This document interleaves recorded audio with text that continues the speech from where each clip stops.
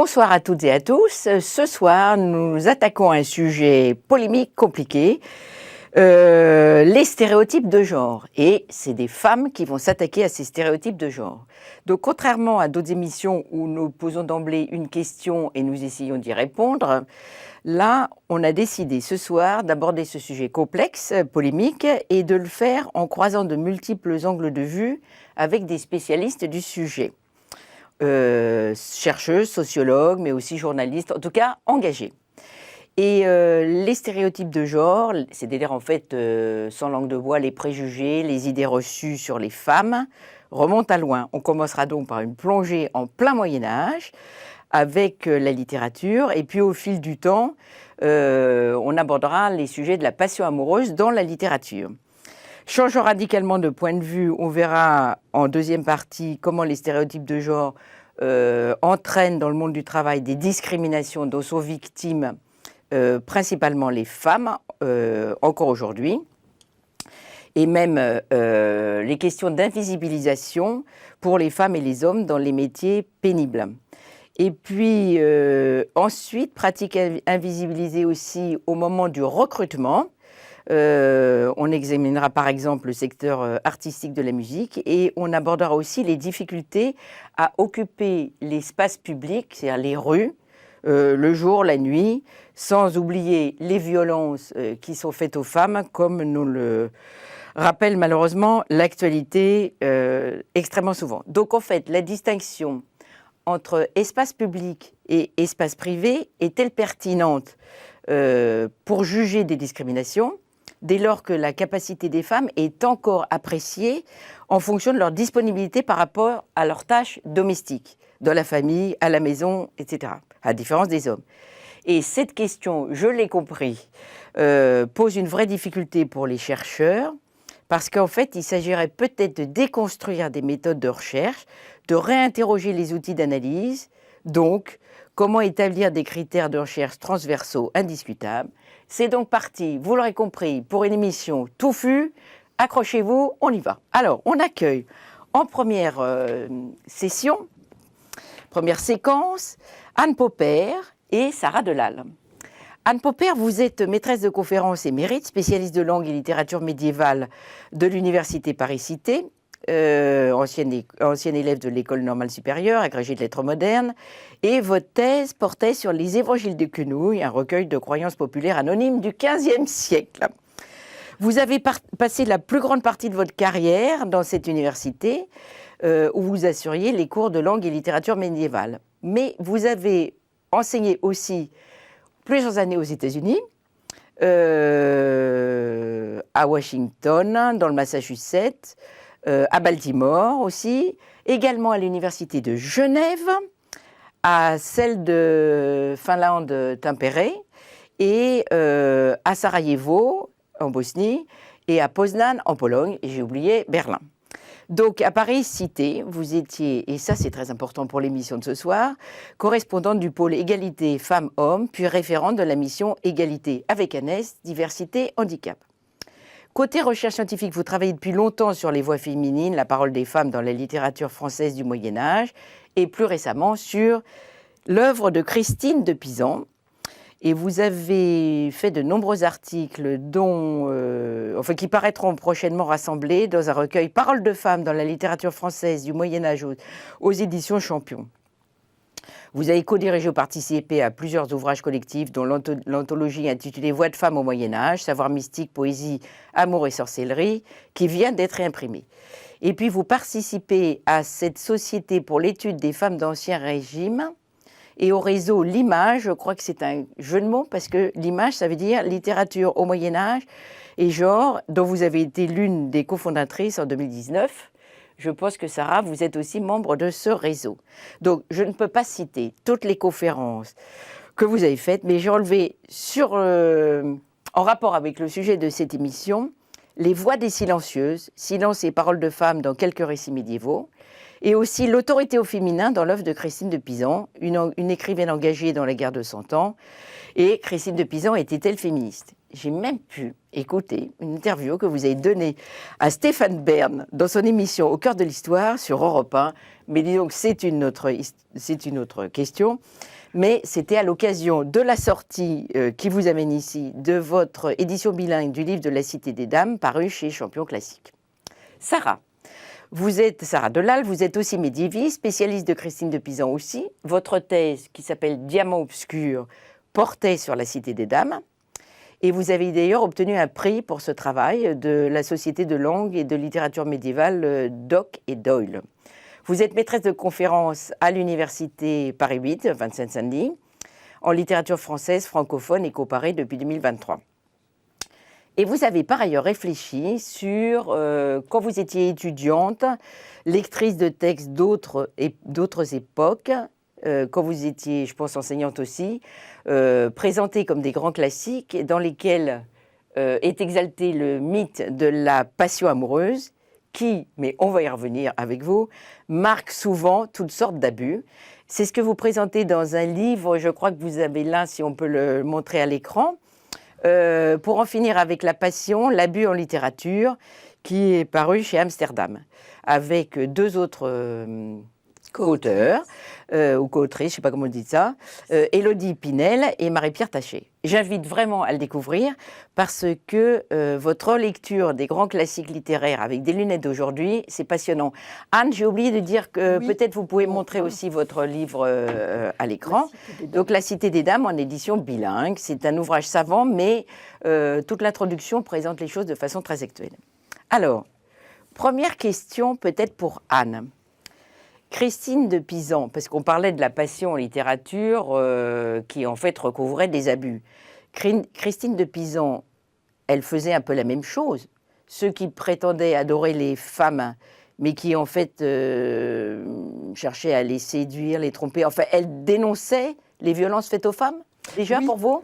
Oui, alors, et ça, elle l'a fait très tôt dans son œuvre, avec une de ses toutes premières longues œuvres. Elle a écrit des poèmes, mais elle a écrit aussi un texte qui s'appelle L'Épître au Dieu d'amour, où elle fait parler le Dieu d'amour, qui prend la défense des femmes qui se font tromper par les faux amants, qui font des protestations d'amour et qui en fait ne cherchent qu'à les tromper et à abuser d'elles. Et puis elle a continué ensuite dans plusieurs de ses œuvres, jusque dans le livre de la Cité des Dames, à prendre la défense des femmes contre les abus des misogynes en tout genre. Peut-être deux mots quand même sur la Cité des Dames, parce qu'on va beaucoup en parler. Oui, alors le livre de la Cité des Dames, justement tout au début, Christine raconte qu'elle s'est trouvée plongée dans la désolation après avoir lu un texte d'un misogyne épouvantable qui disait toutes sortes d'horreurs sur les femmes. Et elle en vient même à se demander si ça ne serait pas vrai, parce qu'elle a lu toutes ces horreurs chez tellement d'auteurs. Et à ce moment-là, lui apparaissent trois dames auréolées de gloire avec des couronnes. C'est Dame Raison, Dame Droiture et Dame Justice qui l'exhortent. Des sortes de déesses, des figures allégoriques, mais qui sont aussi des porte-voix de Christine. Christine est dédoublée entre le personnage et puis ces femmes qui sont dotées d'autorité et qui l'engage à construire une cité allégorique, une cité de papier, dont les pierres seront toutes les femmes qui, depuis les débuts de l'humanité, ont accompli des grandes choses dans tous les domaines. Son but est de montrer que, contrairement à ce que disent beaucoup d'hommes, les femmes sont capables de faire toutes les tâches, y compris celles qui semblaient réservées aux hommes, exercer le pouvoir, être des guerrières, être des inventeresses, comme elle dit très joliment, des intellectuelles. Elle montre aussi leur valeur dans le domaine moral. Donc c'est ça la Cité des Dames. On voit sur la couverture une petite Christine en bleu occupée à construire un mur sous les ordres de Dame Raison. Eh bien, les pierres, ce sont toutes ces dames. Et puis ensuite, elle invite toutes les femmes du passé, du présent et aussi du futur à venir habiter dans cette cité qui sera à la fois un lieu de défense des femmes, mais aussi une sorte de lieu de mémoire puisqu'il contient un grand nombre de choses qui ont été faites par des femmes depuis les débuts de l'humanité. Donc, c'est une femme du XVe siècle, oui, qui se soucie de transmettre aux générations futures la mémoire des femmes du passé. Tout à fait. En gros. Et à les encourager à se défendre avec les bons arguments contre toutes les horreurs qui ont été dites. Et les horreurs, c'est de la misogynie. Femmes. Oui, la misogynie. Voilà. D'accord. Elle démonte un à un tous les arguments des misogynes en prenant des exemples qui prouvent le contraire. Et alors, elle écrit. Alors, en plus, vous n'avez pas dit qu'à un moment, elle devient veuve assez rapidement. Oui. Elle doit élever ses enfants. Non, mais on ne parle pas de sa vie, mais il faut quand même rendre bien sûr. la femme présente. Oui. Donc, elle doit gagner sa vie. Oui, c'est un personnage extraordinaire. Et se faire protéger. Par des mécènes, des nobles et même très très haut placés. Et alors, elle écrit pendant la guerre de 100 ans. Donc en fait, la guerre de 100 ans, guerre civile très violente en France, entre les Armagnacs et les Bourguignons. Et est-ce qu'elle veut jouer un rôle en faveur de la paix ? Auquel cas, serait, aujourd'hui, on dirait un rôle politique quand même. Ah oui, tout à fait. Mais très tôt dans son œuvre, elle a l'ambition de jouer un rôle politique. En même temps que La Cité des Dames, autour de 1405, elle écrit un livre qui s'appelle La Vision de Christine, où vraiment elle se pose en porte-parole de la France attaquée de toutes parts, qu'elle veut défendre. Alors la guerre de 100 ans, ça a duré sur une très longue période, mais effectivement la période de la vie de Christine de Pisan. Vous m'interrogez aussi sur Christine de Pisan, veuve, obligée de gagner sa vie. Non, puis pendant la guerre de 100 ans, sur la paix. Non. Alors, d'accord, on va passer à la guerre de 100 ans. Mais c'est aussi un personnage extraordinaire. Enfin, il y a d'ailleurs quantité de blogs et de sites sur Internet qui parlent de Christine de Pisan parce qu'elle est redevenue à la mode. Le personnage est fascinant. Alors ça, c'est pas seulement son œuvre. Là, on parle de son œuvre, mais le personnage est fascinant. Donc ça, c'était aussi une autre question que je voulais vous poser. Parce que quand même, le 15e siècle, quoi. Et donc, elle insiste sur le rôle social des femmes, même en politique, surtout pour celles qui sont en responsabilité. Oui. Mais est-ce qu'elle est féministe pour autant ? Alors, à mon sens, oui, mais pas féministe exactement au sens où on l'entendrait aujourd'hui, parce qu'elle vit dans une société complètement différente. Mais je pense qu'elle est aussi féministe que pouvait l'être une femme du XVe siècle, et qu'elle a...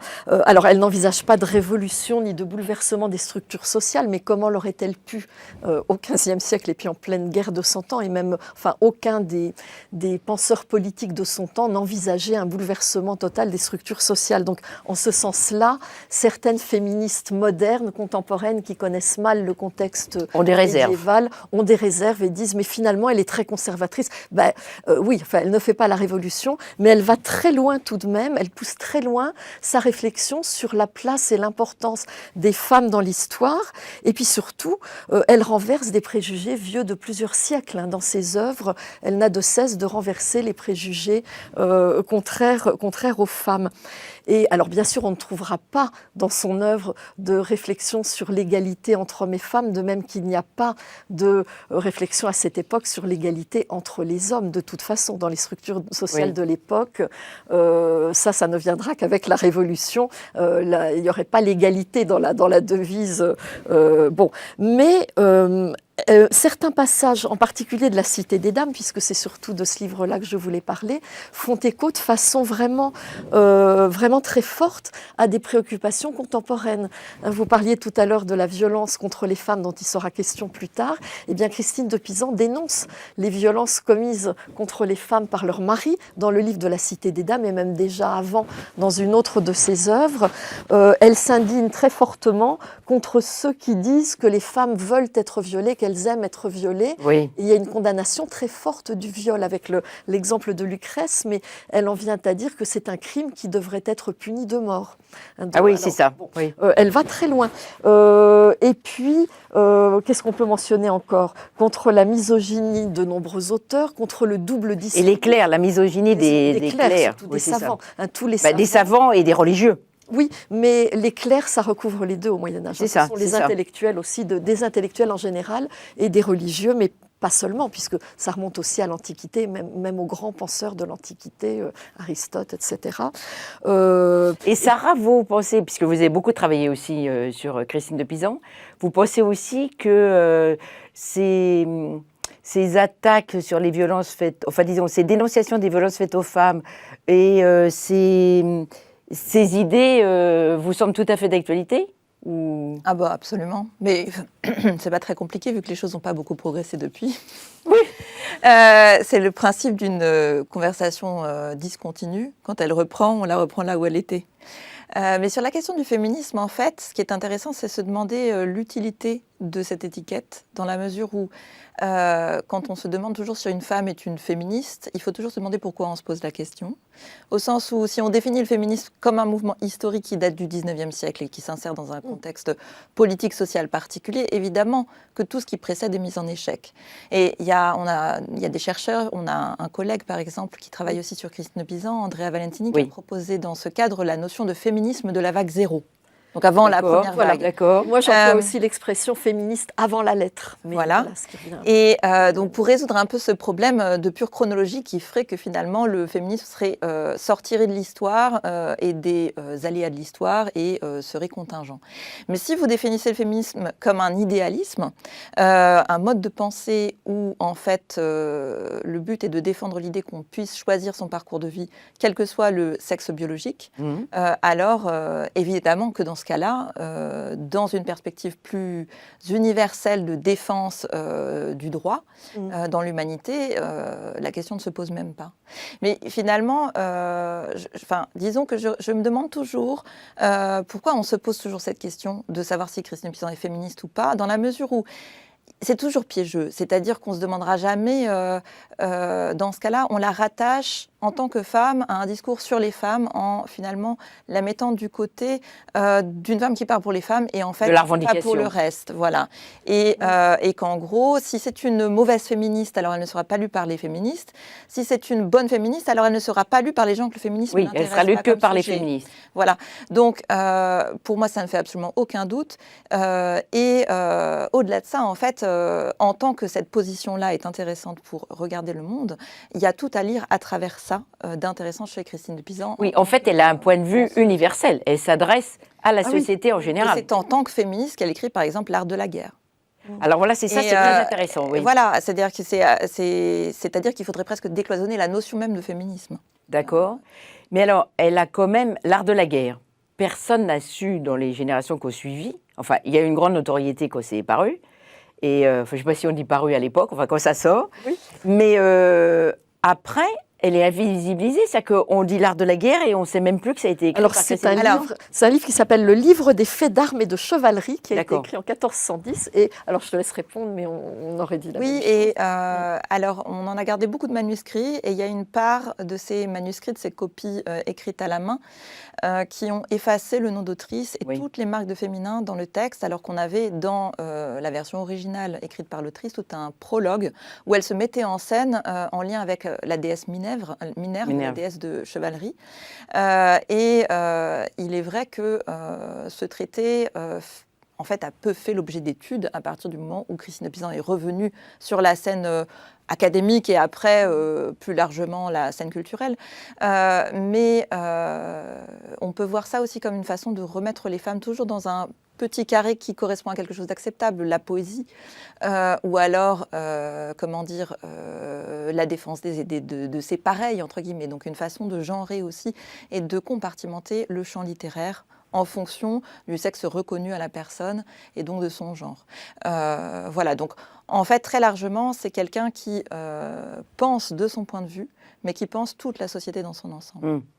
Oui, à côté de La Cité des Dames, elle a écrit aussi un livre qui s'appelle le livre du corps de Policy, c'est-à-dire le livre du corps politique, où elle parle de la société dans son ensemble et où elle s'adresse à un destinataire, enfin masculin, enfin au futur roi. Elle a l'ambition, on en parlait tout à l'heure, de devenir conseillère politique des grands, notamment à l'occasion de la guerre, puisqu'on parlait. Oui. Elle est intervenue pour la paix. Elle a écrit un livre de paix. Elle a écrit une lettre très tôt, dès 1405, donc avant vraiment la guerre civile entre les Armagnacs et les Bourguignons qui se déchaînent à partir de 1407. Elle a écrit une lettre à la reine Isabeau pour la prier d'intervenir pour faire la paix en tant que régente. Isabeau qui s'appelait Isabelle de Bavière. Son vrai nom, c'est Isabelle. Mais pourquoi on l'a baptisée Isabeau ? C'était ses détracteurs qui lui avaient donné ce surnom un petit peu méprisant, dans les traités qui circulaient contre elle. Donc les spécialistes maintenant d'Isabelle de Bavière tiennent à rétablir ce nom qui est celui que lui donne Christine. D'ailleurs, elle l'appelle Isabelle. Et donc, elle s'est réfugiée à ce moment-là. Elle était protégée par Isabelle de Bavière. Alors, et pendant la guerre, elle s'est réfugiée à l'abbaye de Poissy. beaucoup plus tard. Hein. Ah, beaucoup il y a plus tard. toute une période de la guerre où elle a continué à vivre, à publier, etc. En fait, elle s'est réfugiée dans une abbaye. Elle publiait, elle éditait ses Elle textes. éditait, oui, je dis publier, mais bien Mais sûr. c'est pas grave, Ah oui. non, elle faisait circuler ses textes, ses volumes. Elle en dirigeait elle-même la fabrication. Ça, c'est Sarah qui est une grande spécialiste de ça, qui en a beaucoup parlé dans sa thèse. Elle avait ce qu'on a appelé quelquefois l'atelier de Christine de Pisan. Elle organisait. Elle est le premier véritable écrivain de métier aussi. Et c'est une écrivaine, mais voilà. Alors, en faire son métier. dites-nous ce qu'elle faisait, Sarah. Eh bien, Elle avait une imprimerie? Non, pas Non, d'imprimerie, non. bien sûr que non. c'est avant l'imprimerie, Les tout à fait. copistes. Mais voilà, exactement. Donc en fait, en même temps qu'elle composait ses textes, elle organisait déjà la copie de plusieurs manuscrits pour pouvoir les offrir et ensuite, dans le système des dons et des contre-dons, récupérer de l'argent, une forme de protection, etc., de la part de ses dédicataires ou des personnes à qui elle donnait des copies qui faisaient partie des princes qui dirigeaient le royaume. Et donc, en même temps qu'elle compose, qu'elle écrit, elle publie aussi, puisqu'on peut aussi employer ce terme, hein, et elle retravaille constamment son texte. Et la Cité des Dames en est un bel exemple, parce qu'on a des manuscrits qui montrent progressivement le texte encore en train de se finir au fur et à mesure des copies, puisqu'elle lançait en fait la production des copies avant même d'avoir fini la composition du texte. Donc c'est vraiment une femme d'affaires d'une certaine manière. Et très moderne. Absolument, oui. Mais ce qu'on appelle moderne est souvent juste ce qu'on n'a pas considéré, Oui, ce qu'on n'a pas conservé dans compris. l'histoire, On n'a ou pas ce qu'on n'a pas compris. conservé dans l'histoire en fait, parce que c'était potentiellement d'ailleurs dérangeant à certaines époques. Et c'est le principe de Christine de Pisan, c'est que sa modernité vient du fait simplement que ce sont des choses qu'on essaie constamment de laisser à côté de l'histoire conservée à travers les siècles. Et quand on redécouvre, ça donne une impression de fraîcheur, d'actualité, quand je pense simplement que... Ça a été invisibilisé. Tout simplement. Oui. Et alors justement, ce que j'ai trouvé très intéressant dans votre livre, si on quitte Christine de Pisan 2 secondes, pour en finir avec la passion, vous parlez par exemple d'un des tomes de La recherche du temps perdu de Proust, La prisonnière, et en parlant, vous faites aussi une référence à la misogynie dans le roman de La Rose avec un personnage de Marie Jaloux. Donc il y a une sorte de perspective historique et en même temps, je crois, analytique, sociale, enfin peut-être de sociologue, je ne sais pas comment on dit ça. C'est intéressant comme idée de croiser Proust, qui enferme Albertine, parce qu'il faut peut-être raconter quand même un tout petit peu l'histoire.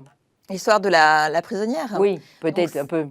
Dans le tome précédent, le narrateur, qui s'appelle Marcel, le narrateur a proposé à Albertine, une jeune fille qu'il connaît depuis déjà un petit moment, de venir habiter chez lui à Paris.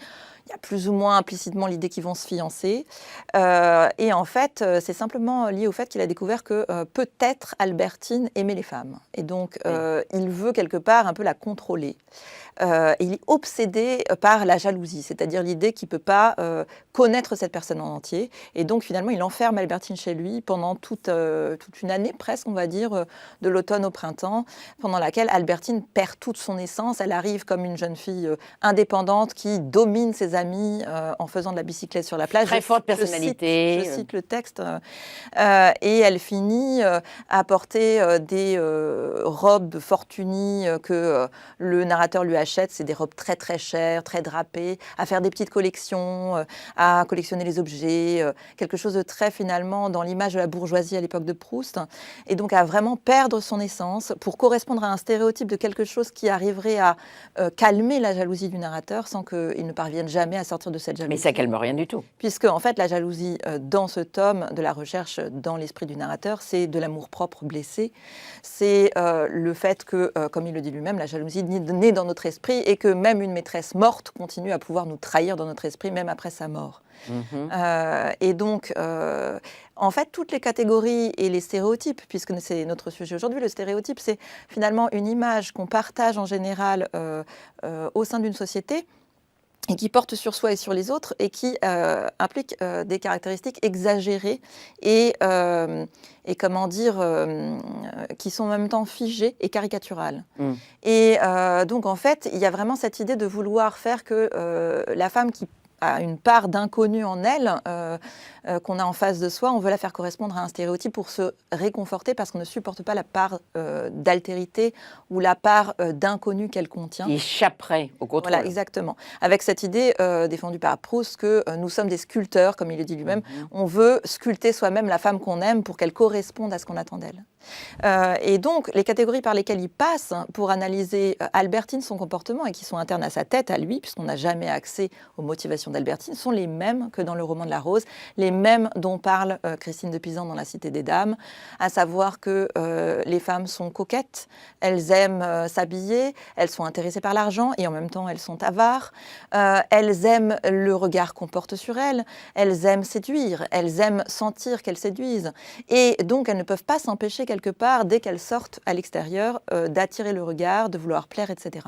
Et ça, il y a un passage dans le roman de la Rose où un personnage qui s'appelle Ami fait parler, il donne à voir, il met en scène le discours d'un jaloux typique et ce qu'il dit quand il est en train de battre sa femme. Il y a tous ces arguments-là, à savoir, quand je ne suis pas à la maison, vous sortez, vous êtes habillée comme ça, en gros comme une prostituée, hein. Il dit à cette phrase très célèbre « Toutes êtes, serez ou fûtes, en fait ou volonté des putes », hein, je traduis, mais c'est vraiment cette formule, avec cette idée que finalement, on ne peut pas laisser la femme sortir toute seule parce qu'elle va trahir notre honneur. Et donc la seule façon de récupérer notre honneur, c'est de l'enfermer chez soi et de la battre, de l'enchaîner vraiment, comme dit le jaloux. Donc il y a vraiment un parallèle en fait. Comme je vous disais, c'est une conversation ininterrompue, c'est-à-dire que ce qui se passe en dessous du niveau de l'explicite ressurgit parfois dans l'explicite, mais à partir du moment où toutes ces représentations ne sont pas remises en question, bien sûr, elles ressortent à différents moments dans les témoignages de la culture. En fait. Et alors, est-ce que c'est ça? Je ne suis pas très sûre de ce que je vais avancer. Hein, mais est-ce que c'est ça que dans votre livre, là, vous appelez la littérature de connivence qui exclut les femmes? Alors, la notion de connivence, sur laquelle fonctionne beaucoup notre société, elle est liée à l'idée qu'on appartient à un groupe, justement de manière implicite, c'est-à-dire à partir de références qui ne sont pas dites clairement. Et c'est comme quand on fait des plaisanteries, tu m'as comprise, tu sais ce que je veux dire. Donc en fait, il y a cette idée de partager quelque chose en commun à l'exclusion d'autres personnes. Et on se comprend sans avoir besoin de se parler. Mais donc c'est un groupe, c'est vraiment l'idée de faire partie d'un groupe. Genré ou classe sociale. Exactement, toutes sortes de groupes, en excluant d'autres parties pour se reconnaître entre soi. C'est vraiment la notion d'entre-soi. Et la société a toujours fonctionné comme ça, et la culture tout à fait particulièrement, puisque la culture utilise les références littéraires, etc., pour finalement exclure certaines personnes qui ne comprennent pas la référence et inclure ceux qui ont la référence ou celles qui ont la référence. Et donc, Proust fonctionne énormément comme ça. La recherche n'est pas écrite pour tout le monde. Oui, elle n'est pas faite pour être lue pour tout le monde, et c'est clair en fait à l'intérieur. Et c'est vraiment revendiqué construire, même. Voilà, un groupe d'élite. Et il y a énormément d'œuvres dont c'est le cas, et le roman de la Rose aussi.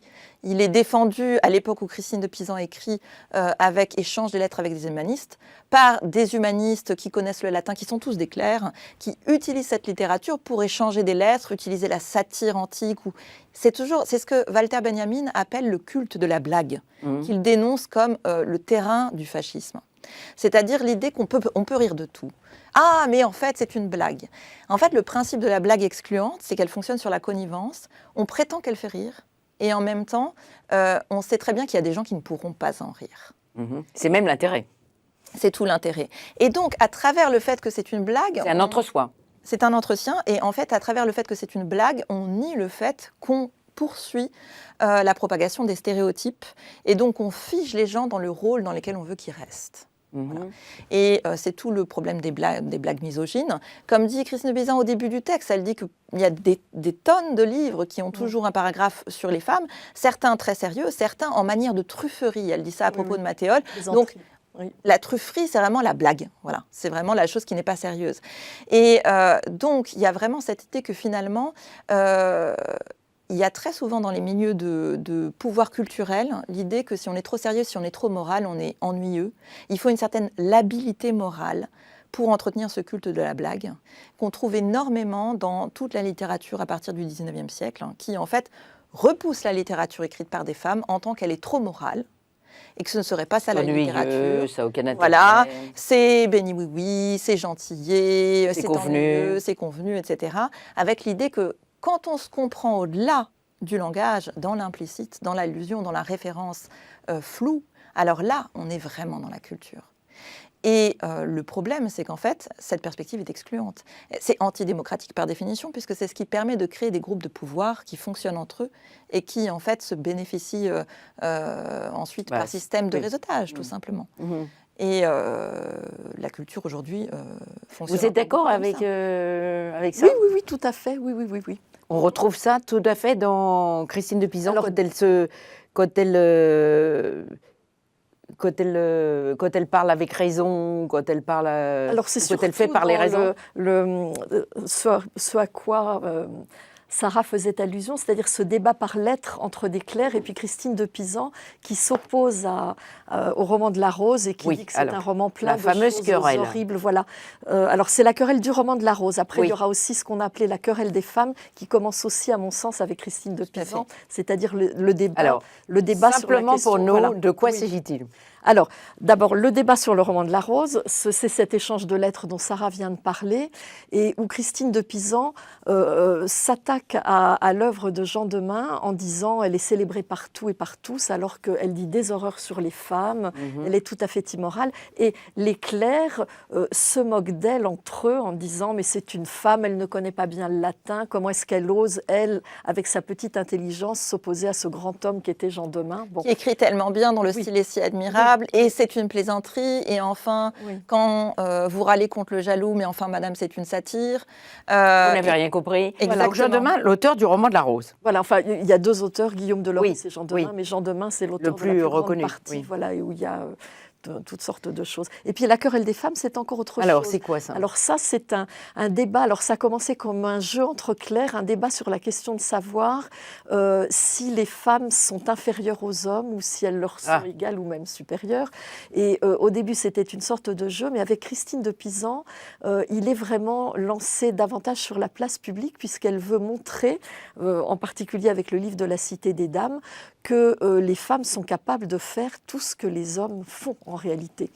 Et ça a été reconnu déjà par Simone de Beauvoir, là on parlait du féminisme tout à l'heure, dans le deuxième sexe, dans le début du deuxième sexe, elle cite Christine de Pisan comme celle qui a la première dit qu'il fallait a voulu le...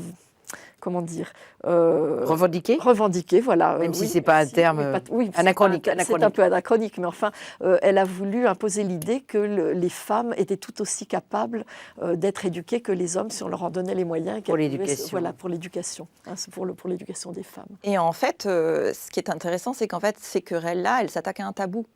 C'est-à-dire que Christine de Pisan répond quand on lui dit c'est de la satire. Oui, mais en fait, le problème, c'est la façon dont c'est raconté. C'est-à-dire qu'elle dit, c'est comme si le roman de la Rose est écrit quand le jaloux parle et qu'on dit c'est pour se moquer du jaloux. Elle répond, mais c'est comme si moi, je disais à une femme enceinte qu'il ne faut pas qu'elle mange certains fruits qui sont mauvais pour sa santé, mais en lui décrivant à quel point ils sont bons, à quel point ils sont juteux, à quel point ils sont excellents, je suis sûre que ça lui donnerait bien plus envie de les manger que ça la dégoûterait de l'idée de les prendre parce que c'est dangereux pour elle.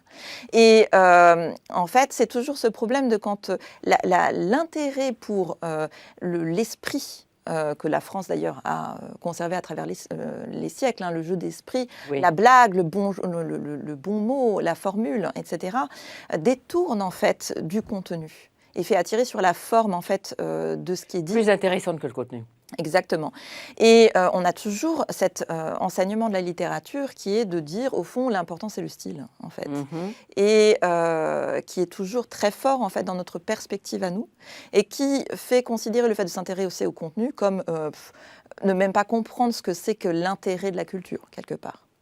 Je grossis un peu le trait, mais disons que c'est une façon facile de ne jamais s'attaquer à des tabous qui entourent les sujets qu'on doit aborder parce qu'ils sont très importants, par exemple les violences faites aux femmes, et de dire les choses telles qu'elles sont. Il y a cette phrase, par exemple, dans un ouvrage de Dany Erno qui dit que tant que les choses ne sont pas dites, et en littérature écrite, sans détour ni allusion, elles n'existent pas. Après, elles n'en finissent pas d'être. Et que la manière de faire des blagues, de s'intéresser au style, c'est aussi un procédé de détournement de l'attention qui permet de ne jamais parler de ce qui est dit véritablement.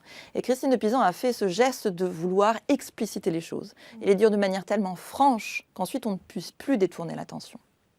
Et il faut quand même se dire que la Cité des Dames, ça a été une réception pendant plus d'un siècle, avec même des tentures qu'on offrait entre princesses, avec des représentations de la Cité des Dames. Très célèbre, très fameuse. C'est quelque chose qui a vraiment marqué comme une tentative de faire advenir dans la parole le fait que certaines choses sont des stéréotypes que, comme elle dit elle-même, si les femmes lisaient ces livres, elles pourraient démontrer par A plus B en 2 secondes que ce sont des inanités, et qu'il faut enfin dire les choses telles qu'elles sont. Et puis elle disait aussi que si les femmes avaient écrit les livres, il en serait bien autrement. Voilà, alors, ce qui est très intéressant dans la conclusion de votre échange et de votre livre, Sarah Delal, c'est que vous dites qu'il faudrait faire des lecteurs enquêteurs, c'est-à-dire qui ne se laissent pas avoir, en vrai. C'est ça qu'il faut comprendre. Tout à fait. Alors, il y a plusieurs choses en dessous. Il y a la question de la notion de point de vue qui est très importante aujourd'hui en lien avec les études féministes et en général les études sociologiques. L'idée que tout point de vue est toujours partiel. Il n'y a pas de vérité objective. Et donc, quand quelqu'un nous donne une version des choses, il faut toujours essayer de peser toutes les autres versions possibles. C'est ça. Essayer de voir le problème sous tous ses angles. Et on est dans une période où on a besoin d'une lecture active, c'est-à-dire que la lecture esthétique, elle renforce les stéréotypes. Elle ne permet pas de se poser des questions sur la façon dont les choses sont dites, très souvent, mais de révérer la façon dont elles sont dites.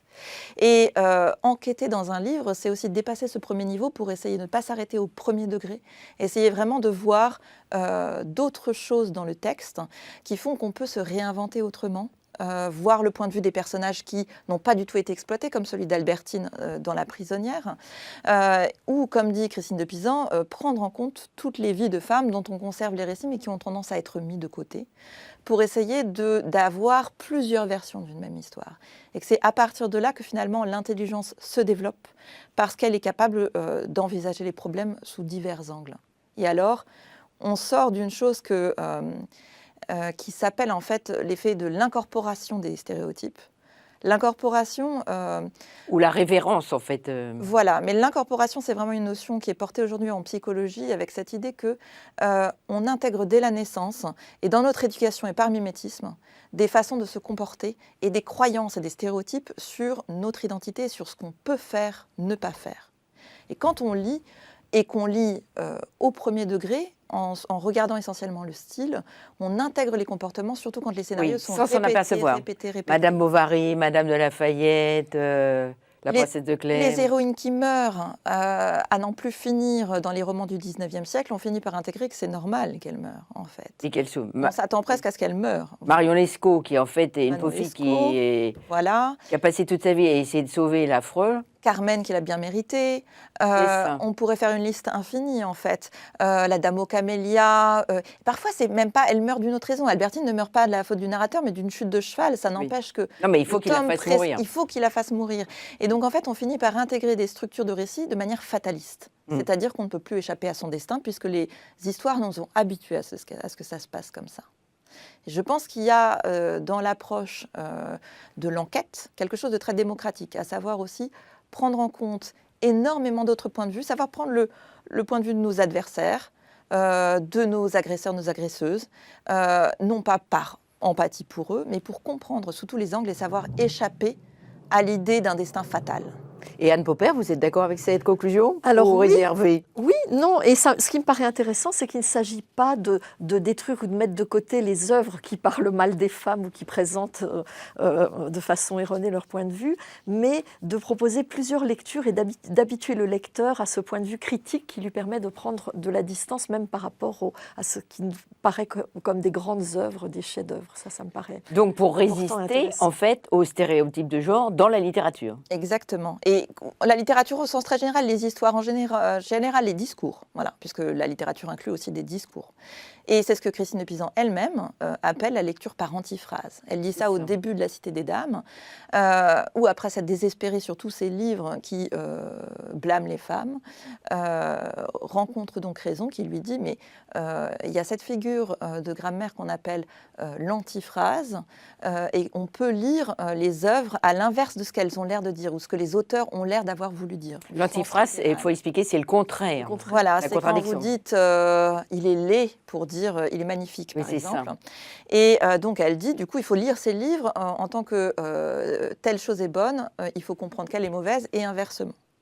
Et c'est intéressant parce on décroche de l'idée d'une révérence totale à la parole du texte pour vraiment réfléchir, encore une fois, à la complexité du rapport entre le réel et le langage et les expériences humaines multiples qu'implique une situation complexe. Et c'est-à-dire que c'est à partir du moment où on saura le bouger dans le plus de psyché ou de points de vue différents qu'on aura une plus grande capacité de se sortir des situations, de se sortir des stéréotypes et ensuite d'évoluer avec plus de liberté dans l'existence. D'accord. On va essayer. Merci.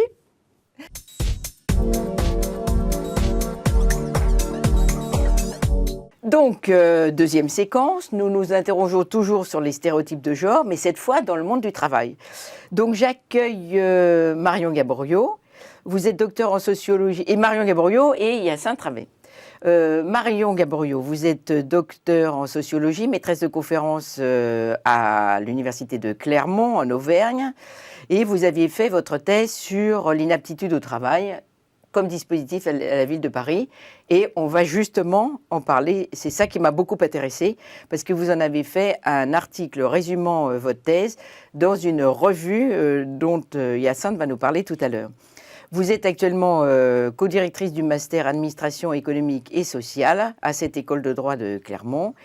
Et ce que je trouvais intéressant dans votre article, c'est que dans la fonction publique, y compris la fonction publique d'une grande ville comme ville et département à Paris, il y a des stéréotypes de genre aux conséquences dramatiques. On va y revenir. Hyacinthe Ravet, vous êtes musicologue, sociologue à la faculté de lettres de la Sorbonne. Vous enseignez la sociomusicologie au sein de l'UFR Musique et Musicologie et vous avez créé un master médiation de la musique. Et vous êtes également vice-doyenne à l'égalité et à la lutte contre les discriminations. Vous êtes cofondatrice d'un cercle interdisciplinaire de recherche sur les musiciennes et vous dirigez un projet de recherche sur les orchestres et les discriminations de genre. On en reparlera, je pense. Vous avez publié plusieurs ouvrages, Musicienne, enquête sur les femmes et la musique chez Autrement, L'orchestre au travail, interaction, négociation et coopération chez Vrin, et musique et sociologie, enjeux méthodologiques et approche empirique à l'Harmattan. Il faut que je dise aussi que vous êtes la directrice de cette revue Travail, genre et société. Peut-être vous pouvez montrer certains numéros à la caméra. Et c'est cette revue, il faut que je sois très honnête, qui est à l'origine de beaucoup des invitations des intervenantes savantes qu'on a pu faire venir ce soir. Alors, en tant que directrice de cette revue, on va commencer avec vous, Hyacinthe Ravet, si vous voulez bien. Et je voudrais aussi que vous nous parliez de la revue, l'origine, d'un prochain numéro à sortir, parce que pourquoi ne pas faire un peu de publicité, et puis peut-être quelques mots du genre, du recrutement et de MAJ. Oui, parfait. Merci beaucoup. Alors pour présenter, disons brièvement, à la fois le MAJ et la revue, je souhaite d'abord dire que c'est Margaret Maruani, une collègue très chère et amie aussi, qui nous a quittés le 4 août 2022, mais qui est l'instigatrice du réseau que tous les MAJ connaissent. Et de la revue Travail, genre et société. Alors, expliquez-nous, MAJ, c'est les... MAJ, c'est Marché du travail et genre. Et en fait, c'était le premier groupement de recherche au CNRS sur ces questions. qui a été fondé en 1995 et puis ensuite qui est devenu un réseau international et interdisciplinaire. Et l'idée, c'est d'associer des chercheuses, des chercheurs, des universitaires de différents pays pour travailler sur toutes ces questions du rapport entre genre et travail, avec cette hypothèse extrêmement forte. D'une part, c'est qu'il y a du travail partout, et que d'autre part, si on chausse les lunettes du genre, eh bien, on voit la société différemment, et évidemment, on voit toutes les inégalités qui se présentent, en particulier du point de vue entre les femmes et les hommes. Donc, elle a créé avec d'autres ce réseau MAGE. Il est aujourd'hui co-dirigé par Delphine Serre, Nathalie Lapère et Rachel Silveira depuis 2016. Et on va avoir un grand colloque qui est aussi en lien avec la revue, dont je dirai un mot ensuite, qui se tiendra le 15 mai prochain autour des 30 ans du MAGE, parce que c'est un réseau sur lequel vraiment toutes les contributions du réseau pour nous sont majeures. Il y a précieuse, aussi, oui. et lu dans le monde et dans la sphère aussi du travail, pas seulement chez les chercheuses et chez les chercheurs, mais aussi dans les sphères militantes, parmi des personnes des administrations, etc. Enfin, on a vraiment dans nos amphis du MAGE, par exemple, plein de gens qui viennent de différents horizons et qui nous disent combien cette lecture est précieuse. J'en suis l'illustration. Donc, un grand colloque le 15 mai autour des travaux, des 30 ans du MAGE et pour fêter les travaux de Margaret Maruani pour montrer combien elles ont vraiment irrigué les recherches sur ces questions en France et ailleurs. Et donc, dans le sillage du MAGE, la revue Travail, Genre et Société a été créée en 1999. Donc, on fêtera aussi bientôt les 30 ans de la revue. Et avec cette idée, donc je disais, vraiment chausser les lunettes du genre. Et donc, dans chaque numéro, ce qui est assez, à mon sens, remarquable pour être noté, on a 5 rubriques. Une rubrique parcours qui vient évoquer la trajectoire, que ce soit d'une figure féministe, d'une grande figure de la recherche, d'une personne qui a marqué son domaine, par exemple une chef d'orchestre, une pilote d'avion, des trajectoires aussi de personnes, des travailleuses et des travailleurs en tout genre. Donc vraiment essayer de situer des trajectoires et ce rapport à être un homme, être une femme dans ces circonstances et au féminisme, qu'est-ce que ça veut dire? On a un dossier à chaque fois qui présente une thématique et qu'on a construit avec différents points de vue et souvent des points de vue aussi internationaux, dans lequel Marion Gaborio justement a publié cet article un article sur les pénibilités au travail dans ce dossier-là. On a aussi une controverse avec un format de papier plus court pour discuter d'une thématique qui nous semble essentielle, en écho à ce qui était dit tout à l'heure, par exemple sur l'artiste et son œuvre. Peut-on, faut-il les séparer? Qu'est-ce que ça veut dire à l'aune de tout ce qui se passe aujourd'hui et le mouvement MeToo et les changements que ça produit ou non en culture, par exemple. Et puis ensuite, on a aussi des recensions et des mutations, des articles en mutation, c'est-à-dire des propositions spontanées d'articles. Donc voilà, pour dire qu'on a vraiment un ensemble de rubriques qui sont... et qu'on essaie de travailler des thématiques, que ce soit le genre du recrutement pour le prochain numéro, les pénibilités au travail, ici le sexisme au cœur du couple, enfin des thématiques qui se retrouvent souvent au cœur des questions d'actualité, qu'on a parfois nettement anticipées, parce qu'une revue, ça se prépare plus de 2 ans à l'avance, un numéro de revue. Mais voilà, avec un regard vraiment pluridisciplinaire entre historiens, historiennes, sociologues, économistes, personnes qui viennent de la philosophie, enfin vraiment cette ouverture à différents types de regards et avec ce mot d'ordre qui nous paraît essentiel, on écrit pour être lu et pour que ça soit partagé dans le monde social en général.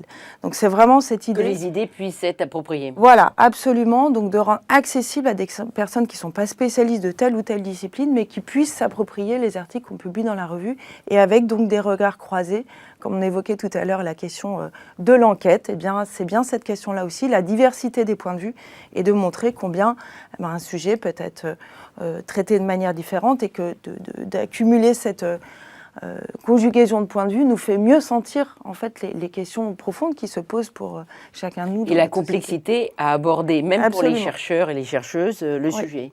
Alors justement, c'est l'article de Marion Gaborio qui, dans cette revue, parlait de sa recherche à la ville de Paris. Donc expliquez-nous ce que vous avez fait.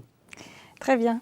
Merci. Alors, donc j'ai fait un doctorat, donc c'est une période assez longue d'enquête sociologique pour le coup, où j'ai pu donc rencontrer différentes personnes et en particulier des agents de la ville de Paris. Donc vous êtes à la ville de Paris, qui est à la fois ville et département. Tout à fait, oui. Il y a une multiplicité incroyable de professions.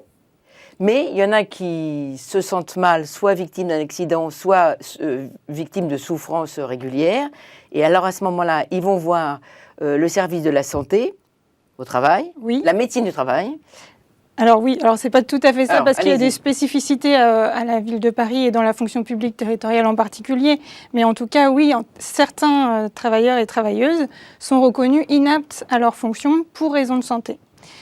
Et donc ils sont... Alors, il y a deux, pardonnez-moi de vous couper, il y a Oui. deux formes d'inaptitude. Il y a une Tout à fait. aptitude où on peut être reclassé dans un autre emploi, C'est quand ça. on a très mal au dos, qu'on ne peut pas porter de charge lourde, on peut faire du secrétariat par exemple. Et puis il y a l'inaptitude définitive, auquel cas vous avez droit à une retraite en fonction de vos années cotisées. Alors, c'est pas aussi simple que ça, mais en tout cas, vous êtes plutôt orienté, oui, vers une retraite pour invalidité. C'est le terme qu'on D'accord. emploie dans la fonction publique. Ce qui fait que vous avez le droit de partir à la retraite avant l'âge légal. Pour autant, pour pouvoir partir à la retraite à taux plein, il faut avoir cotisé suffisamment.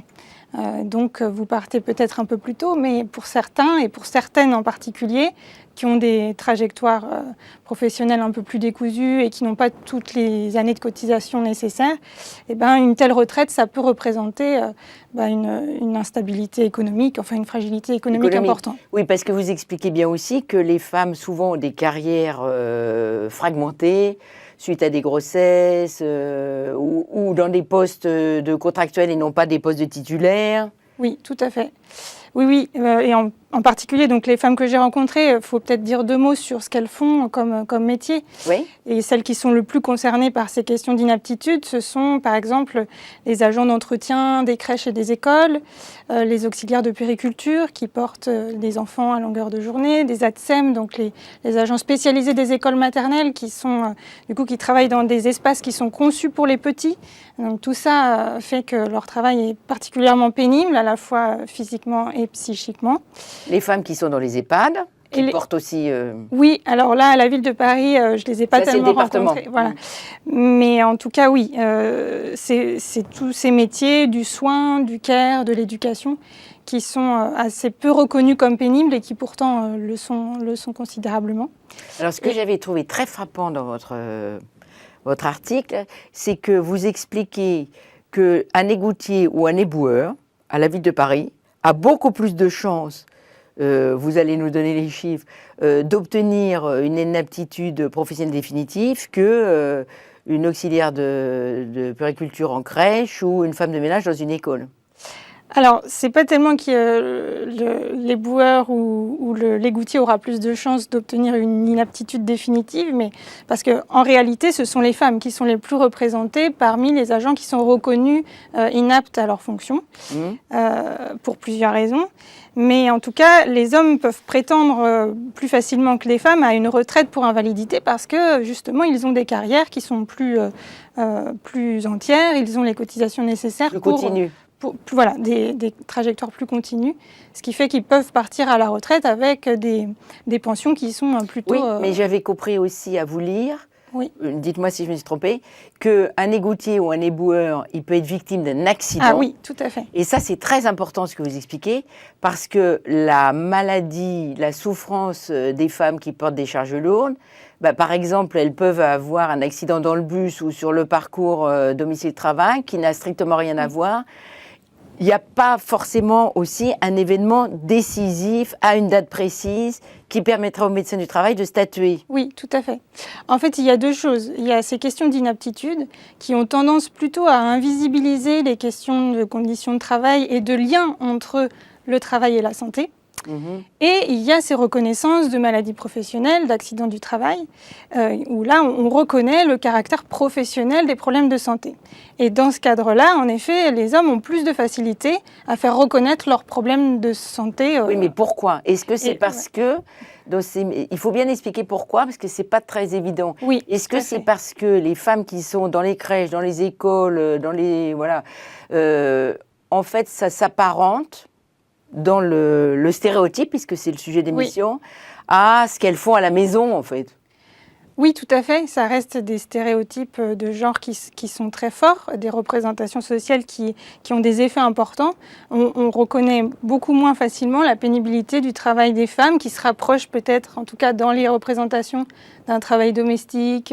Et parfois, on le rattache à un travail de vocation, par exemple le travail avec les enfants. Valorisant, au service de... Et d'ailleurs, les travailleuses aussi, parfois, ont tendance à minimiser en fait des pénibilités propres à leur emploi, en mettant plus en avant justement le côté positif, la relation avec les enfants, etc. Donc même les travailleuses elles-mêmes, parfois, participent à ce phénomène d'invisibilisation des pénibilités. Oui.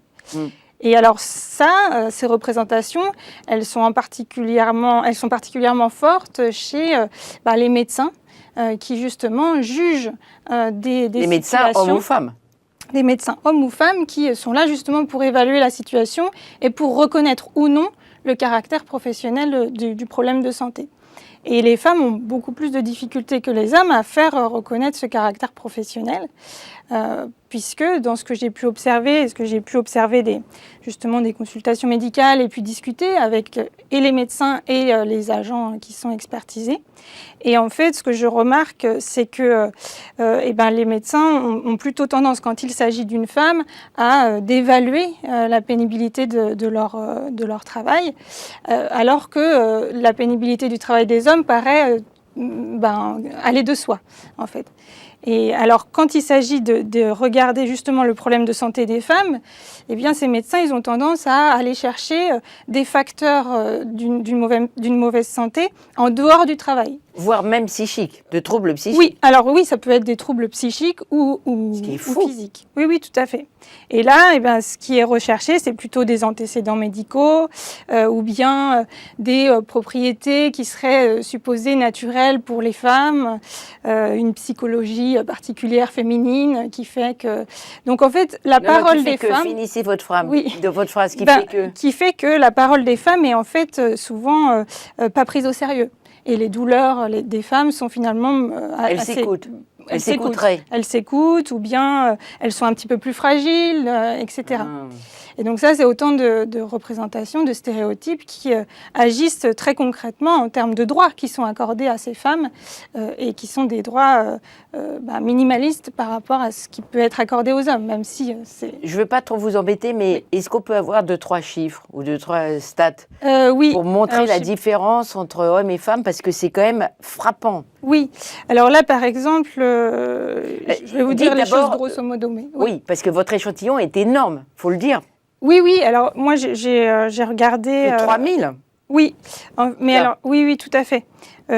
Statistiquement, en tout cas, je n'ai pas observé 3000 situations, mais j'ai aussi fait un travail plutôt statistique où j'ai regardé les reconnaissances entre 2014 et 2017, voire 2019 pour certaines choses.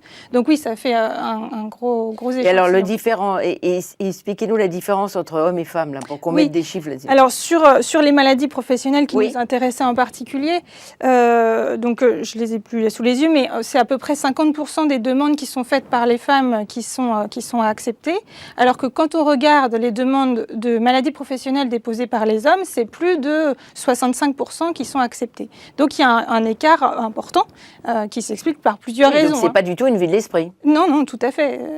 Il y a un écart important qui se fait. Et oui. Je peux, par exemple, vous donner un exemple juste de pathologie. Par exemple, les femmes qui travaillent à la ville de Paris sont souvent concernées par un syndrome du canal carpien. Alors, ça se situe au niveau de l'articulation du poignet. Et en fait, beaucoup de femmes qui demandent une reconnaissance de maladie professionnelle pour ce syndrome n'obtiennent pas cette reconnaissance parce que les médecins, ils vont chercher des facteurs prédisposants ailleurs que dans le travail. Et notamment, à chaque fois que les femmes sont de 1 ménopausées, donc là, c'est des facteurs hormonaux qui rentrent en jeu, en tout cas dans les critères qui sont retenus par les médecins, et de 2, quand le syndrome se développe de manière bilatérale. Donc, et donc ça, ce sont des facteurs complètement extra-professionnels qui deviennent complètement prédominants dans cette histoire, et donc on oublie complètement d'aller regarder les conditions de travail de ces femmes. Et donc là, Même si beaucoup de choses ont été faites dans les crèches, sur le port de charge lourde, sur les instruments pour faire le ménage dans les écoles, pour moins se baisser, etc. Oui, Ça n'empêche pas. par ailleurs, Mais ça il y a quand même n'empêche des pas. gens qui souffrent, voilà. Mais oui, Des tout à femmes fait. qui souffrent. Et Et qui sont invisibilisées dans leur souffrance, en fait. c'est ça. Et qui sont du coup relégués vers des reconnaissances d'inaptitude, où en fait derrière une inaptitude, on ne se préoccupe pas de savoir quelle est la cause de ces problèmes de santé. Est-ce que ça vient du travail ou bien d'autres facteurs Mais extérieurs pourquoi au ça travail? Parce qu'on est en plein dans les stéréotypes. Oui, Pourquoi oui. Bah, parce que ces stéréotypes. Parce qu'il y a beaucoup de femmes médecins qui délivrent nos Il y a aussi beaucoup de femmes médecins, mais malheureusement, les stéréotypes de genre ne sont pas présents uniquement chez les hommes. Et c'est un travail bien plus conséquent qu'il faut faire auprès des hommes et des femmes pour justement sensibiliser les gens à ces problématiques, montrer ce que ça a comme effet, parce que ce n'est pas simplement des représentations, ça a des effets concrets en fait pour les personnes. Et juste après votre article, il y en avait un autre dans cette revue de Delphine Serre, sociologue également, que vous avez évoqué tout à l'heure, qui parlait des recours, parce que quand vous êtes salarié, votre inaptitude définitive a été refusée. Vous pouvez saisir la justice. Vous saisissez la justice. Et elle explique, Delphine Serre, que les magistrates, même femmes, donnent moins de chance en fait aux requérantes qu'aux hommes, parce qu'elles ont peur qu'elles-mêmes étant femmes, elles soient accusées de faire une sorte de privilège lié au genre. C'est démentiel comme truc.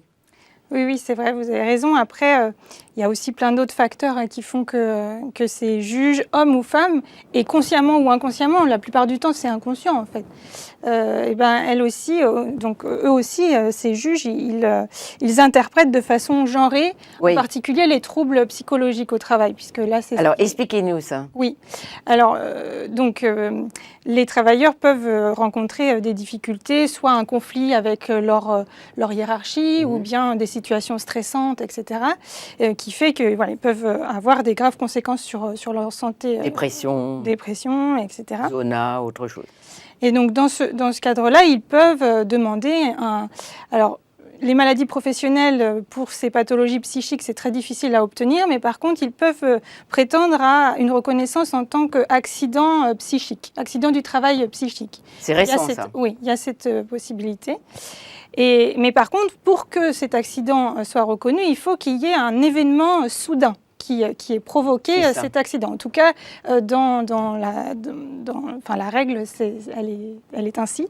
Et ça, ça joue en la défaveur des femmes. Parce que les juges vont reconnaître sans difficulté cet accident psychique pour deux hommes qui sont en conflit et qui vont, où ça va aboutir sur se casser la figure. En tout cas, il va y avoir une agression physique ou verbale avec des témoins, etc. Donc ça sera les juges vont beaucoup plus facilement reconnaître ça. Alors que dans le cas de conflit, par exemple hiérarchique entre un supérieur et sa salariée femme, peut-être que la femme aura plutôt tendance à se retirer pour justement pas provoquer de conflit ou à souffrir en silence. Et il y a des exemples. À prendre sur elle, tout à fait. Et du coup, les juges vont considérer qu'il n'y a pas eu finalement d'événement soudain, que finalement la pression qu'elle ressent, c'est quelque chose de normal dans son travail. Et donc là encore, les femmes sont... Et je m'étais posé une question à la lecture aussi, c'est les femmes cadres ne sont pas mieux protégées en vrai? Alors, en vrai, elles sont quand même elles n'ont pas du tout les mêmes conditions de travail que ces agents des écoles, par exemple. Ou... Non, d'accord, mais on parle du genre, là, des stéréotypes de genre. Oui, tout à fait. Et le fait d'être cadre féminine, donc ne vous protège pas. En fait, moi, ce que j'ai observé, c'est que, forcément, dans mon échantillon d'agents qui ont été reconnus inaptes, il y a quand même très peu de personnes cadres par rapport aux catégories. Vous dites qu'elles représentent 2% des agents reconnus inaptes, alors qu'elles représentent 13% des agents de la ville de Paris. Je parle uniquement des cadres, là. Oui, voilà, tout à fait. Donc, il y a une sous-représentation des cadres pour plusieurs raisons. Alors, d'abord parce qu'ils ont des conditions de travail quand même beaucoup moins pénible, Moins physiquement moins exposé. physique, même s'il y a d'autres formes de pénibilité, mais voilà, ça c'est une première raison. Et puis la seconde raison, c'est que les cadres ont la possibilité, quand ils ont des problèmes de santé, en tout cas ont plus de facilité à changer eux-mêmes de travail, à prendre eux-mêmes en charge leur mobilité, ou même si c'est pas toujours simple, etc. Mais en tout cas, c'est plus simple que un agent des écoles, par exemple, qui aura peu de possibilités de changer de travail et d'en changer facilement. D'accord. Et donc ça, c'est pour les cadres en général. Mais il se trouve que parmi les quelques cadres qui sont reconnus inaptes, on trouve beaucoup plus de femmes, c'est plus de 90% de femmes, parce que, alors on peut faire plusieurs hypothèses, mais l'une des hypothèses qu'on peut faire, c'est que justement ces femmes cadres ont aussi de leur côté des responsabilités familiales, domestiques à assurer à côté, et donc ont plus de difficultés, ont plus de contraintes en tout cas pour gérer leur mobilité elles-mêmes, etc. Puis il y a aussi d'autres travaux qui montrent que les femmes cadres ont souvent des diplômes un peu plus resserrés, en tout cas des formations plus spécifiques qui rend les mobilités plus difficiles pour elles. Enfin, il y a plusieurs explications. Et alors, il y a un point qu'on n'a pas du tout abordé, qu'on va voir avec vous, Hyacinthe Ravès, si vous voulez bien, c'est au moment du recrutement. Oui. Comment ça se passe au moment du recrutement? Les femmes, est-ce qu'elles sont mieux protégées? Alors, mieux protégées, certainement pas. En tout cas, pour faire écho à tout ce qui vient d'être dit, il y a vraiment un effet, alors on peut parler de stéréotypes, moi je parle volontiers de représentation sociale, en fait, qui sont tellement... parfois justement incorporés, mais aussi dans les corps, dans la manière de se tenir, de faire et d'être. Et moi, je le vois très bien en musique, et je parlerai peut-être du sexe des instruments ensuite. Mais que voilà, ces représentations, elles sont omniprésentes et elles influent sur les pratiques en permanence. Alors avec des transformations, et c'est ça qu'on essaie de voir, c'est comment les choses aussi peuvent bouger. Lors des processus de recrutement, dans le dossier justement qu'on a monté pour la revue et qui paraîtra fin avril, début mai, le prochain dossier. Et à cet égard, j'ai oublié de dire que la revue était maintenant dirigée par Clotilde Marchand et moi-même, ce qui faut rendre aussi les choses à Cléopâtre, si ce n'est à César. Et qu'elle est en accès libre sur Cairn aussi. Voilà, je termine de dire les choses. Mais en tout cas, ce qu'on a voulu montrer, c'est que des orchestres symphoniques jusqu'au métier de la restauration ou de la sécurité notamment, en passant par les rappeuses, en passant tout ce qui se passe dans les instituts régionaux d'administration, donc qui recrutent des personnes qui vont être au sein de la fonction publique également, en passant par les agences qui recrutent des gardes d'enfants, eh bien, durant ce processus de recrutement, en fait, on voit bien la force des implicites et la force, en fait, de ce qu'on appelle les qualités, les compétences ne sont pas du tout neutres à l'égard du genre. On le voit dans la restauration, dans la sécurité, Sylvie Montchâtre le montre dans ce numéro notamment, eh bien, ça joue aussi envers les hommes. On disait tout à l'heure, le grand black, je fais exprès de mettre des guillemets, ou telle personne racisée, nous on le dira effectivement différemment, mais en tout cas, il va être bon pour être un agent de sécurité parce qu'il a la force, il va pouvoir courir derrière le gars, il ne va pas le laisser partir, donc c'est important. À l'inverse, dans la restauration, une femme un peu grosse, elle ne va pas rentrer dans les vêtements, c'est compliqué. Voilà. Mais on va vous dire que ce n'est pas discriminant, c'est juste que ça ne va pas avec la fonction. Ou que on naturalise finalement aussi les compétences, les capacités, la manière dont se présentent les individus pour dire... Eh bien, ça ne correspond pas au poste, donc c'est pas de cette manière. On n'est pas en train d'exclure telle ou telle. C'est frappant pour les hôtesses d'accueil dans des colloques et tout. Il y a eu un reportage à la télévision qui était effrayant. Et ça, en fait, on le perçoit tout au long des processus, qu'ils soient formels ou informels, parce qu'on peut dire dans tout ce qui est informel. Alors, par exemple, Karim Amou, qui a travaillé sur les rappeuses, il montre que tout au long de la trajectoire, en fait, il y a des formes d'affinité sélectives. Mais quand on les étudie, généralement, on oublie finalement la part qui est que ces rappeuses, elles doivent correspondre à une image de ce qu'on se fait du son rap, du type de voix râpée. Et en même temps aussi, ce sont des femmes. Donc si elles jouent à faire le bonhomme, ça ne va pas non plus. Donc on voit aussi que ça met dans des situations de double contrainte qui sont extrêmement enfermantes et difficiles pour les femmes. Et que ça, on retrouve dans différents types de métiers. Et alors en musique, le recrutement des orchestres? Voilà, dans les orchestres, donc moi avec des collègues, on a travaillé sur une procédure un peu finalement assez unique de recrutement qui est que dans certains orchestres, donc les orchestres permanents où les gens sont recrutés sur des emplois à durée indéterminée et puis qui peuvent rester très longtemps dans un même ensemble, je fais très très vite, mais pas les procédures type orchestre à projet où c'est plutôt des gens, on parle d'intermittence, enfin un autre mode de non, mais par exemple, les orchestres régionaux. Les orchestres, les grands orchestres dits symphoniques permanents. Donc là, ce sont des recrutements dans des procédures très formalisées, sur concours, par audition successive. Et on peut mettre ou non ce qu'on appelle un paravent, un rideau, un dispositif qui masque le candidat ou la candidate. Et avec l'équipe donc, de Prodige, pour projet de recherche sur les orchestres, les discriminations et le genre financé par l'Agence nationale de la recherche, on a fait à la fois une recherche quantitative de données, donc récupérer près de plein d'orchestres des candidatures et de voir qu'est-ce qui se passe pour la personne, s'il y a paravent, pas paravent, à quel tour, puisque ça joue en plusieurs tours. Et puis également toute une campagne aussi d'entretien, donc une enquête qualitative associée. Et en fait, ce qui est extrêmement frappant dans nos résultats, c'est que le paravent, pour des instruments plutôt paritaires, donc je vais en venir au sexe des instruments éventuellement, quelque chose qui m'a occupée depuis plusieurs années, eh bien, paravent ou pas paravent, ça ne donne pas plus de probabilité, en tout cas, de passer au tour suivant. En revanche, dans les instruments extrêmement genrés, oui, les percussions, du côté du masculin, exemple. les percussions, tous les cuivres, trompette, trombone, tuba, cor. Et puis de l'autre côté, autre instrument genré, la harpe, du côté des femmes, mais ça n'a pas toujours été un instrument féminin, je pourrais peut-être en parler après. Parce qu'il fallait mettre entre les jambes Alors oui, sur l'épaule, la force, enfin en tout cas au XIXe siècle, c'est un instrument qui a par exemple été interdit dans les pensions de jeunes filles, justement, parce que là on mettait en avant la puissance de jeu nécessaire, alors qu'à d'autres époques, ce qu'on a vu, c'est le jeu cristallin, le côté gracile du geste et gracieux du geste, etc. Donc c'est intéressant sur la présentation parce que les choses ne sont pas non plus figées dans le temps. Et pour la flûte, ça a été longtemps vu comme un instrument masculin parce que mettant en jeu le souffle, une question d'embouchure aussi. Tous les instruments masculins tous les instruments avant étaient pensés comme masculins jusqu'au début du XXe siècle, avaient des exceptions dans le passé là aussi, donc c'est intéressant de voir dans l'histoire que les choses, là encore une fois, n'ont pas été linéaires. Mais voilà, donc du côté des instruments, je reprends la démonstration, des instruments les plus féminisés. Donc dans ces deux types d'instruments, en fait, quand il y a un paravent, un dispositif qui marche une audition à l'aveugle, eh bien, les probabilités de passer au tour suivant sont plus importantes pour les candidats du sexe non attendu.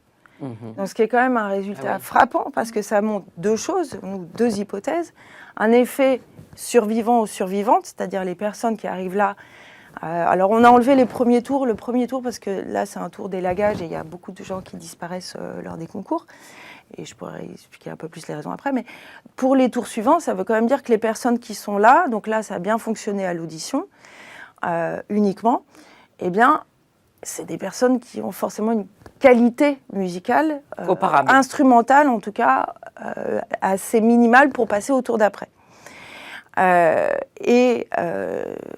Ce que ça nous dit aussi, ça veut dire que quand finalement il n'y a pas paravent, ce qui vient jouer, ce qu'on appelle aussi couramment les biais de genre, joue à plein dans les membres du jury, parce que là, et ça fait partie de l'argumentaire de beaucoup de musiciens et de responsables d'orchestre, c'est qu'il faut voir le candidat ou la candidate, parce qu'il s'agit évidemment de recruter la personne la meilleure, donc à un critère d'excellence artistique, mais l'excellence artistique, elle n'est pas seulement technique, instrumentale, elle est aussi la prestation. La présence, le fait on va considérer si la personne a les épaules pour diriger un pupitre, puisqu'il y a des solistes dans les orchestres, premiers violons, etc. Donc on a besoin de voir, ça fait vraiment partie de l'argumentaire pour certains dans les orchestres, certaines personnes dans les orchestres. Donc à minima, jusqu'au moment de la finale, il faut absolument voir le candidat ou la candidate qui se présente. Mais là, ce que nous disent nos données chiffrées, c'est qu'il y a un effet réel du paravent quand on ne juge qu'à l'audition et qu'on n'ajoute pas la vue, pour les instruments les plus genrés. Donc pour lesquels, en fait, les stéréotypes jouent dans tous les sens, si l'on veut. À la fois vis-à-vis des personnes, parce qu'il faut encore être là à l'issue d'un processus et d'apprentissage et de résistance dans des classes où on a parfois été la seule femme ou très peu nombreuse.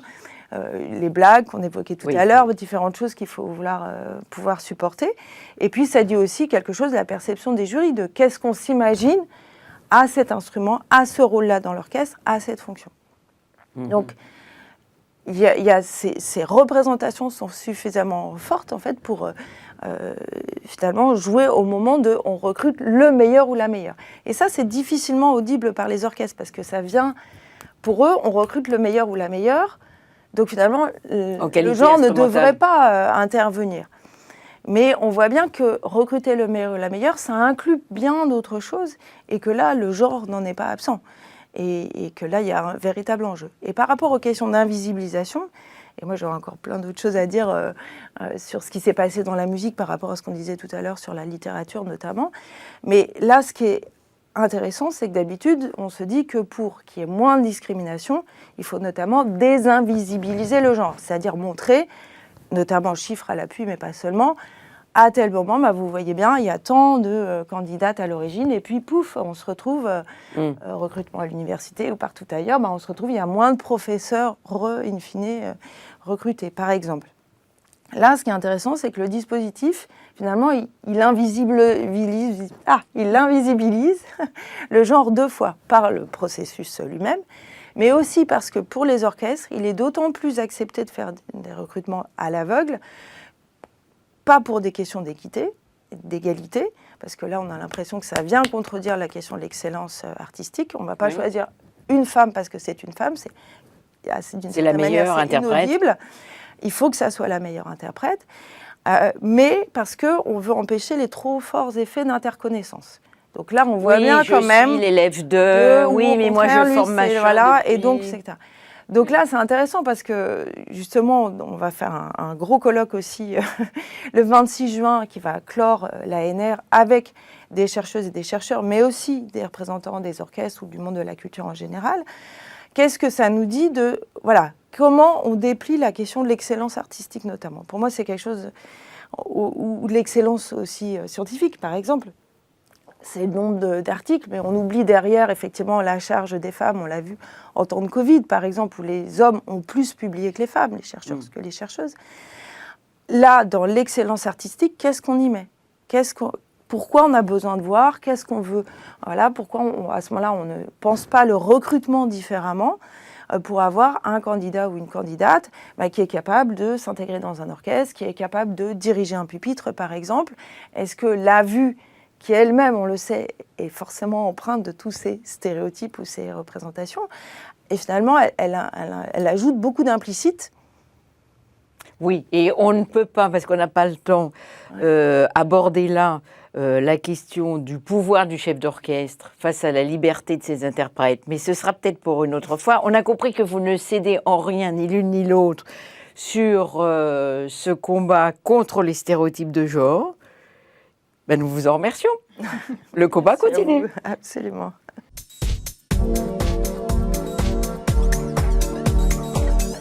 Donc, troisième séquence de Quand les femmes s'attaquent aux stéréotypes de genre. J'espère que vous n'avez pas arrêté votre télévision et que vous êtes toujours là. J'accueille Dominique Poggi et Natacha Henry.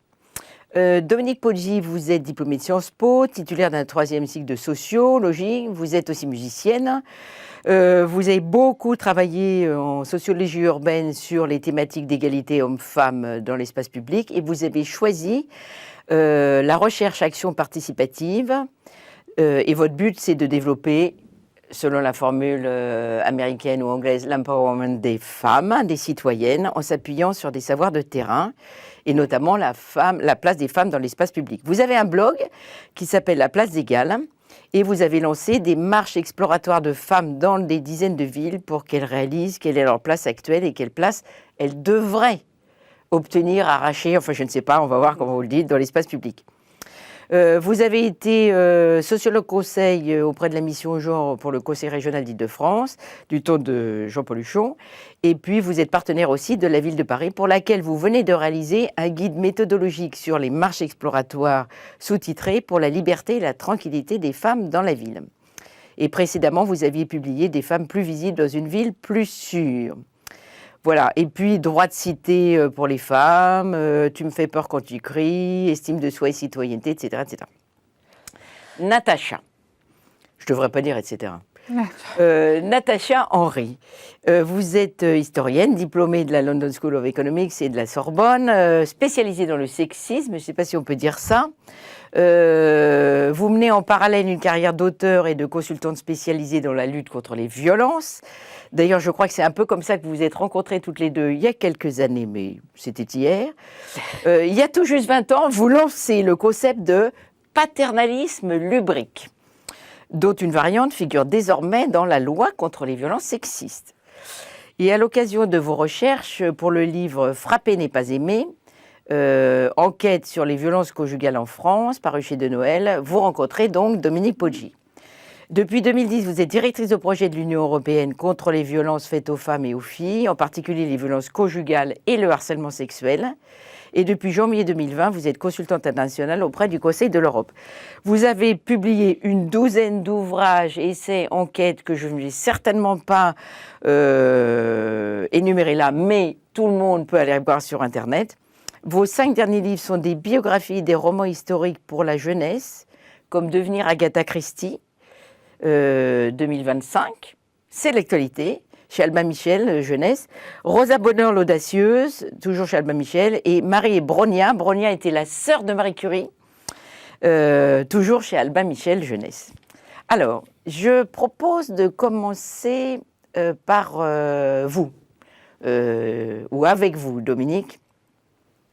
Peut-être d'abord, vous souhaitez ajouter quelque chose sur la séquence qui précède, puisque vous avez beaucoup travaillé en tant que musicienne et avec les musiciennes de jazz. Et en réaction aux propos de Hyacinthe Ravet, vous avez écrit un article, c'était votre sujet, Musique en feu, dans Questions féministes. En 1979. Oui. Ouais. Parce que je voulais composer et j'étais surprise de n'avoir pas entendu parler de compositrices ou de femmes compositeurs, à part Germaine Taillefer Oui. et les sœurs Boulanger. Et donc, comme j'étais aussi sociologue, je me suis interrogée, comment cela se fait-il? Est-ce parce qu'il n'y en a pas eu, du fait de la situation subalterne que pouvaient connaître les femmes dans le temps jadis, hein, ou bien est-ce qu'elles ont disparu, tombées dans les oubliettes? Invisibilisées, on dit aujourd'hui. Invisibilisées.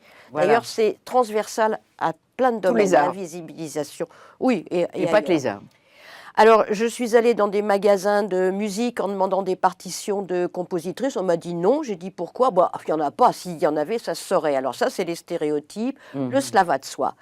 Et puis, je suis allée à la bibliothèque Marguerite Durand. Et là, je suis tombée sur une femme qui s'est passionnée et qui est allée chercher dans d'énormes encyclopédies tous les éléments dont j'avais besoin. Et c'est comme ça que j'ai découvert qu'il y avait des femmes troubadours, ce que j'ignorais, qu'à toutes les époques, jusqu'à nos jours, il y a eu des femmes, et non seulement des femmes, mais aussi des pionnières.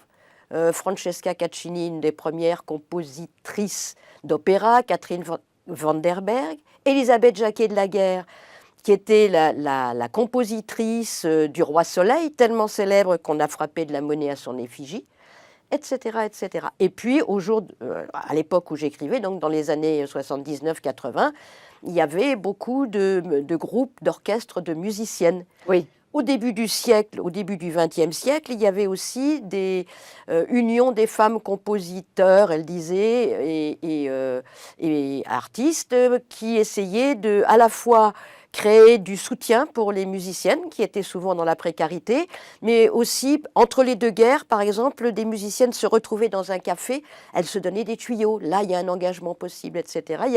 C'est pour ça que le sous-titre de l'article Musique en feu, c'est il y a toujours eu des résistantes. Mm-hmm. Et ça fait beaucoup de bien quand on a envie de composer, de savoir tout ça.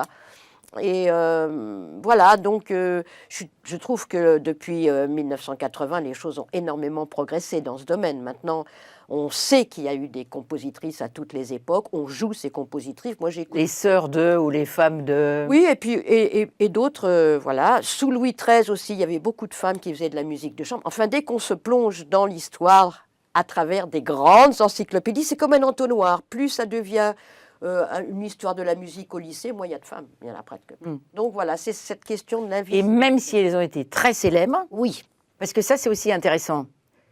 Camille Claudel, dans un autre jour, était très célèbre, Oui. et puis après, plof. c'est ça, Oui. disparaît Et complètement. après, on dit, ah voilà, maintenant il y a des femmes qui... Et il y avait plein de stéréotypes. Les femmes ne devaient pas jouer de violon parce que ça allait les défigurer, leur faire Leur un double délicat menton. coup. Elles ne pouvaient pas jouer des percussions. Enfin, je ne reviens pas, ça a été dit dans la séquence précédente. Mais même le violoncelle, parce que c'était entre les jambes. Enfin, Mais vous disiez aussi dans cet article sur le jazz, oui. particulièrement difficile le jazz. Ah oui, c'est Alors pourquoi? Alors, c'est un monde. Jazz, ça veut dire aussi étymologiquement, c'est baiser, hein, le terme, le sens second de jazz. Et puis, il y a une mentalité. Moi, j'ai interviewé un musicien de jazz qui me disait, oui, moi, je fais de l'improvisation. Je dis oui. Et alors, il y a des. Ah non, les femmes ne peuvent pas improviser. La nature des femmes est tellement pudique qu'elles ne peuvent pas improviser parce qu'improviser, c'est se mettre à nu. Oui, il y avait, Et dans cet article, vous citez quelque chose de Boris Vian, mais c'est scandaleux, je ne savais pas ça du tout. Oui, bah, il a écrit des choses vraiment d'une grande misogynie. Mais affreux. Oui, oui, oui. Une grande vulgarité. Dans Chronique de jazz, il dit des choses qui sont absolument surprenantes, comme ah ça elle chante pas mal, c'est un joli petit numéro à suivre dans son lit évidemment et sans arrêt, c'est comme ça. Bon voilà, il avait Incroyable. On est surpris parce que Personne par ne le ailleurs- sait, ça. Non, mais il faut lire Chronique de jazz et on le trouve. Voilà. Mm. Donc on a fait des recherches et c'était vraiment bien. Alors, on va juste quitter la musique Oui. et les arts Oui. pour s'attacher à... Vous vous êtes connus au moment de la prévention des violences conjugales, l'une et l'autre.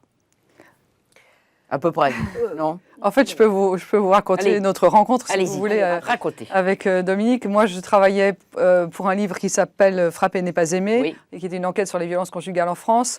Et donc, c'était très, très simple. La construction de ce livre, c'était pourquoi elles restent, comment elles partent et comment ça se passe ensuite. Très clair. Alors, je faisais des recherches sur les structures qui auraient pu me renseigner. Je suis tombée sur une association qui s'appelle toujours Libre Terre des Femmes. Et je regarde ça, et dans leur site, ou je ne sais pas, il y avait écrit « Après la maltraitance vient le temps de la bientraitance ». Et je me suis dit, quelle expression géniale! Vraiment mettre en opposition la maltraitance et la bientraitance. Donc je les ai appelés, je me suis présentée et on m'a dit mais venez donc. Et c'est là que j'ai rencontré Dominique, parce que Dominique Poggi dans cette association venait régulièrement donner ces séances que je pense, elles appelaient toutes bientraitance à ce moment-là. Et j'ai été extrêmement impressionnée par ce qu'elle faisait, par le travail que faisait Dominique avec ces femmes. Donc il s'agissait de femmes qui avaient quitté, la plupart, déjà parties, ou pas tout à fait, enfin, envie de partir d'un conjoint violent. Et ces femmes étaient comme ça, venaient une fois par semaine dans cet endroit, et elles étaient peut-être 8, 6, 10, pas trop non plus. Et je me suis rendu compte à quel point le physique compte et à quel point le féminisme est une chose physique. Les femmes étaient dans cet espace et bon, elles ne se connaissaient pas forcément, elles s'étaient peut-être croisées à l'accueil de jour comme ça, mais enfin, elles étaient en mauvais état psychologiquement, physiquement. Quand vous avez passé des années avec un conjoint violent, vous êtes complètement cassé en morceaux de tout point de vue. Alors au début de la séance, elles étaient comme ça. Oui, recroquevillées. Comme ça, recroquevillées. Et Dominique, elle disait, tu es un arbre. Tu es enraciné. D'un coup, elle mettait les deux pieds par terre, dis donc, comme ça. Et puis elle disait, tu es un arbre qui va vers le ciel. Je parle sous son contrôle, c'est le souvenir que j'en ai. Le qigong de l'arbre. Ah, c'est du Voilà. qigong. Et donc tout d'un coup, elle devenait grande. Après avoir été comme ça, elle devenait grande comme ça. Et puis après, occupe l'espace. Alors, elles étaient un peu... Et alors, si vous voulez, pour des femmes qui ont vécu des mois ou des années avec un type qui dit « tu vaux rien », et qui se recroqueville comme ça sur elle-même psychologiquement et physiquement, ce travail de Dominique, mais j'ai appris plus ce jour-là qu'en 10 ans d'études féministes. Enfin, c'était tellement visuel et c'était tellement logique que j'ai trouvé ça vraiment génial. Donc, elle figure en bonne place dans mon livre « Frapper n'est pas aimer ».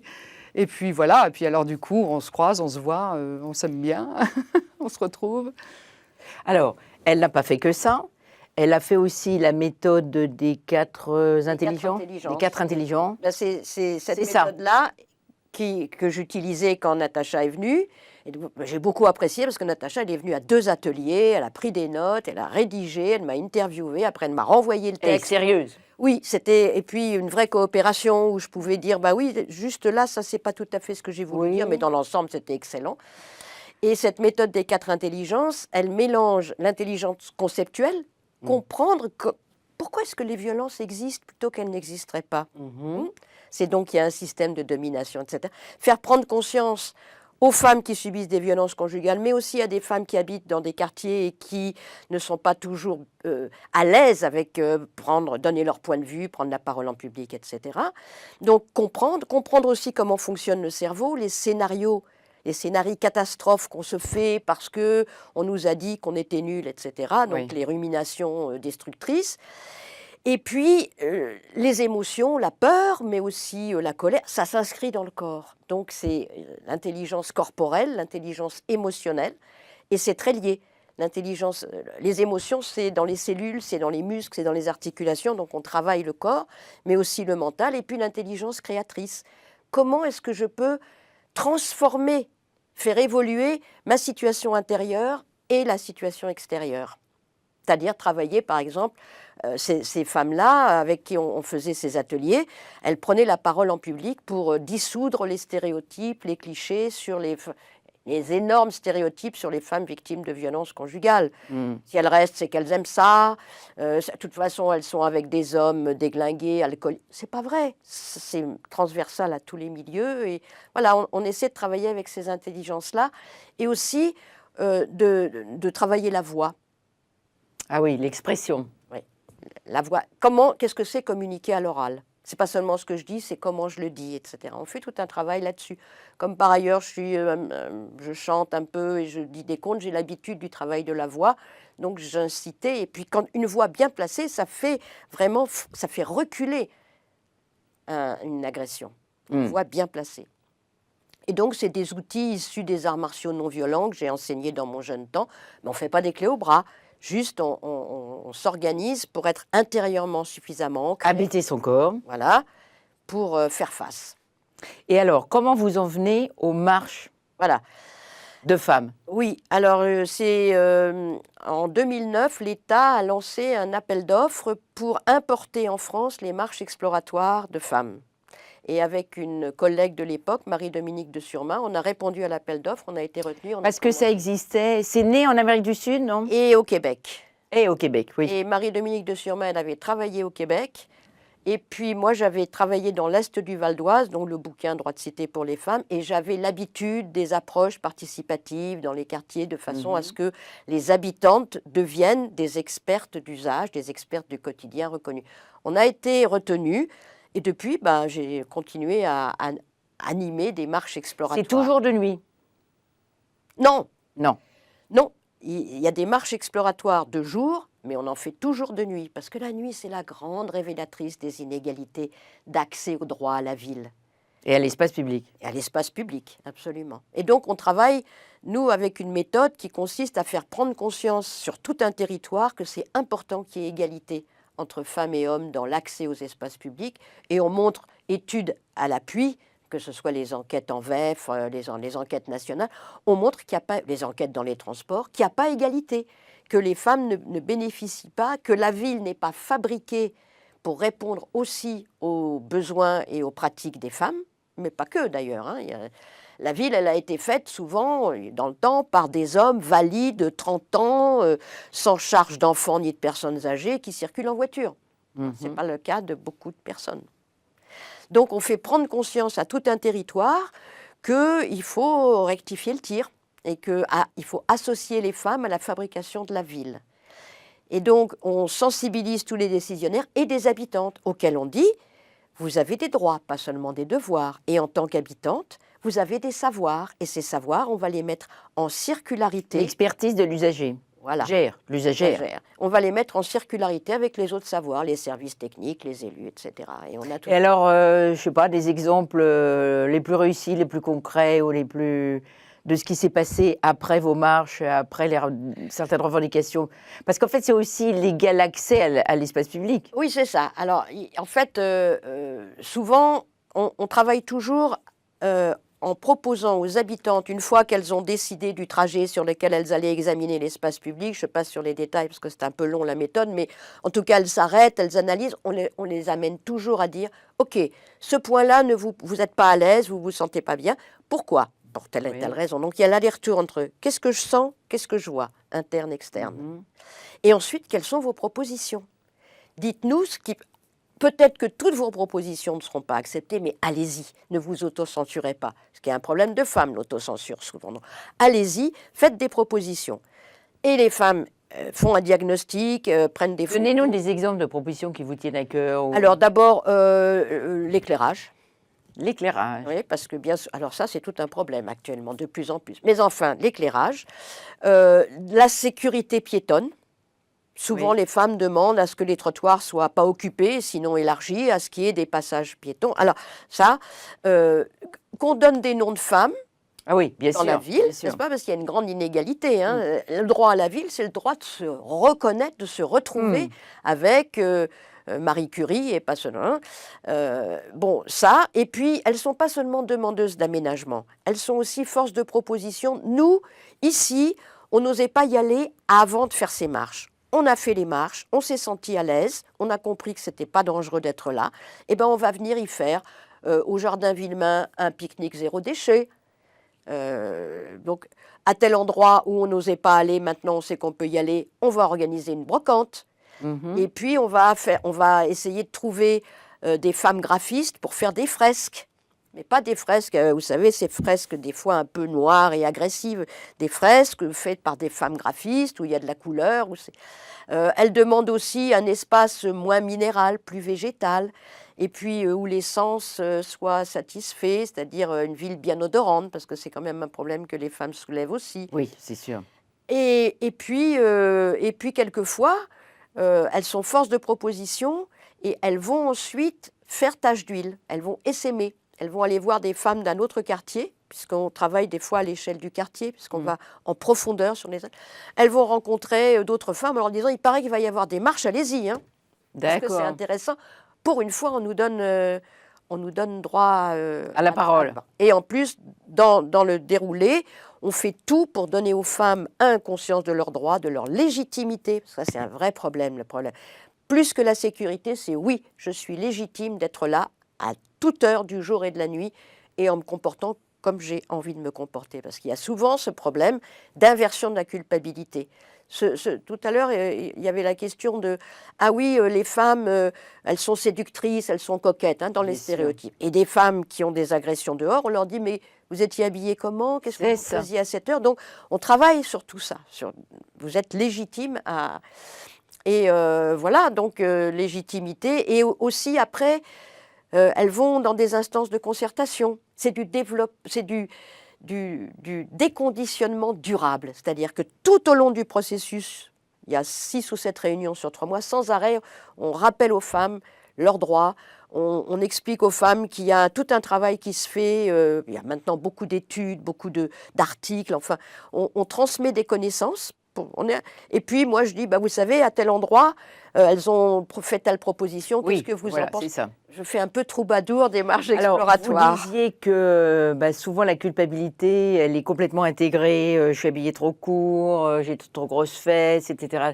Et alors vous avez inventé, Natacha, cette formule de paternalisme lubrique à propos des mecs lourds. C'est extraordinaire comme formule. Oui, alors... Dites-nous comment vous avez eu cette idée. Ou qu'est-ce que ça veut dire ? La première loi sur le harcèlement sexuel, elle date de 1992. Et elle était assez restreinte. Elle disait vraiment, c'était un peu Le la minimum. suite du droit de cuissage. Il fallait un rapport hiérarchique et il fallait une proposition sexuelle très claire. Donc c'était forcément supérieur hiérarchique, le patron qui disait tu couches ou t'es viré. Globalement, C'est c'était ça. Et puis moi, quand j'étais étudiante, j'étais hôtesse d'accueil sur les Ah là salons là. en uniforme. Et on était vraiment littéralement payés pour entendre ces conneries. C'est-à-dire, on était vraiment là pour entendre c'est un 95B ou un 90C. Vous êtes mariés, c'est pas grave, je suis pas jaloux. Enfin. C'est un string ou une je sais pas quoi, c'est des bas ou des enfin bref des Il intrusions. y a eu une très très des belle intrusions. émission à la télé, service public là-dessus, sur les hôtesses d'accueil et leurs souffrances. Alors et à leurs conditions l'époque, de je vous travail. parle d'une époque lointaine un peu comme ça où c'était la jungle quand même et donc on était avant que le féminisme soit Oui. revenu à la mode etc. On était un peu seuls. J'ai observé à ce moment-là d'ailleurs les stratégies de résistance non dites entre les filles. Hein. Donc vraiment on venait se sauver quand il y en avait Ah un oui, trop pénible. Et c'était vachement bien. C'était du féminisme de terrain qui n'avait même pas conscient de ce qui se passait quoi. En tout cas, je me suis dit un de ces jours, je me vengerai et je vais tous me les faire d'un coup. Et donc, j'ai trouvé qu'en fait, ils étaient paternalistes. Nous étions très très jeunes et ils n'étaient pas jeunes, pas aussi jeunes. Ah bah Enfin, c'est sûr. donc, surtout en tant que jeune journaliste, ensuite, quand j'ai commencé dans la presse comme pigiste et tout ça, on avait quand même affaire à la génération qui avait fait mai 68 et qui avait raconté que comme c'était merveilleux de coucher avec tout le monde et que la liberté sexuelle, etc., ce qui a été un peu remis en question depuis par des camarades qui ont, comme Malka Markovic, qui a écrit un livre là-dessus en disant c'est pas, la libération sexuelle, pas pour tout le monde, ça dépend du point de vue. Enfin bref, donc, nous, on était quand même à la merci de ces types-là. Du coup, ils étaient plus vieux. Et donc, ils étaient paternalistes. Donc, vous n'aviez pas le droit... Ma petite. C'est bien mon petit. Voilà. Ils avaient une catégorie très très longue de noms d'animaux. Mon chat, mon chaton, mon oiseau, ma perdrix, mon lapin. C'était une basse-cour. Et puis, lubrique, parce qu'ils étaient archi vulgaires. Ah oui. Donc, c'était une sorte de double truc, comme ça, où ils étaient, c'est bien mon petit, ils étaient en position hiérarchiquement, surplombante. socialement, etc., au-dessus. Et puis, ils étaient super vulgaires, quoi.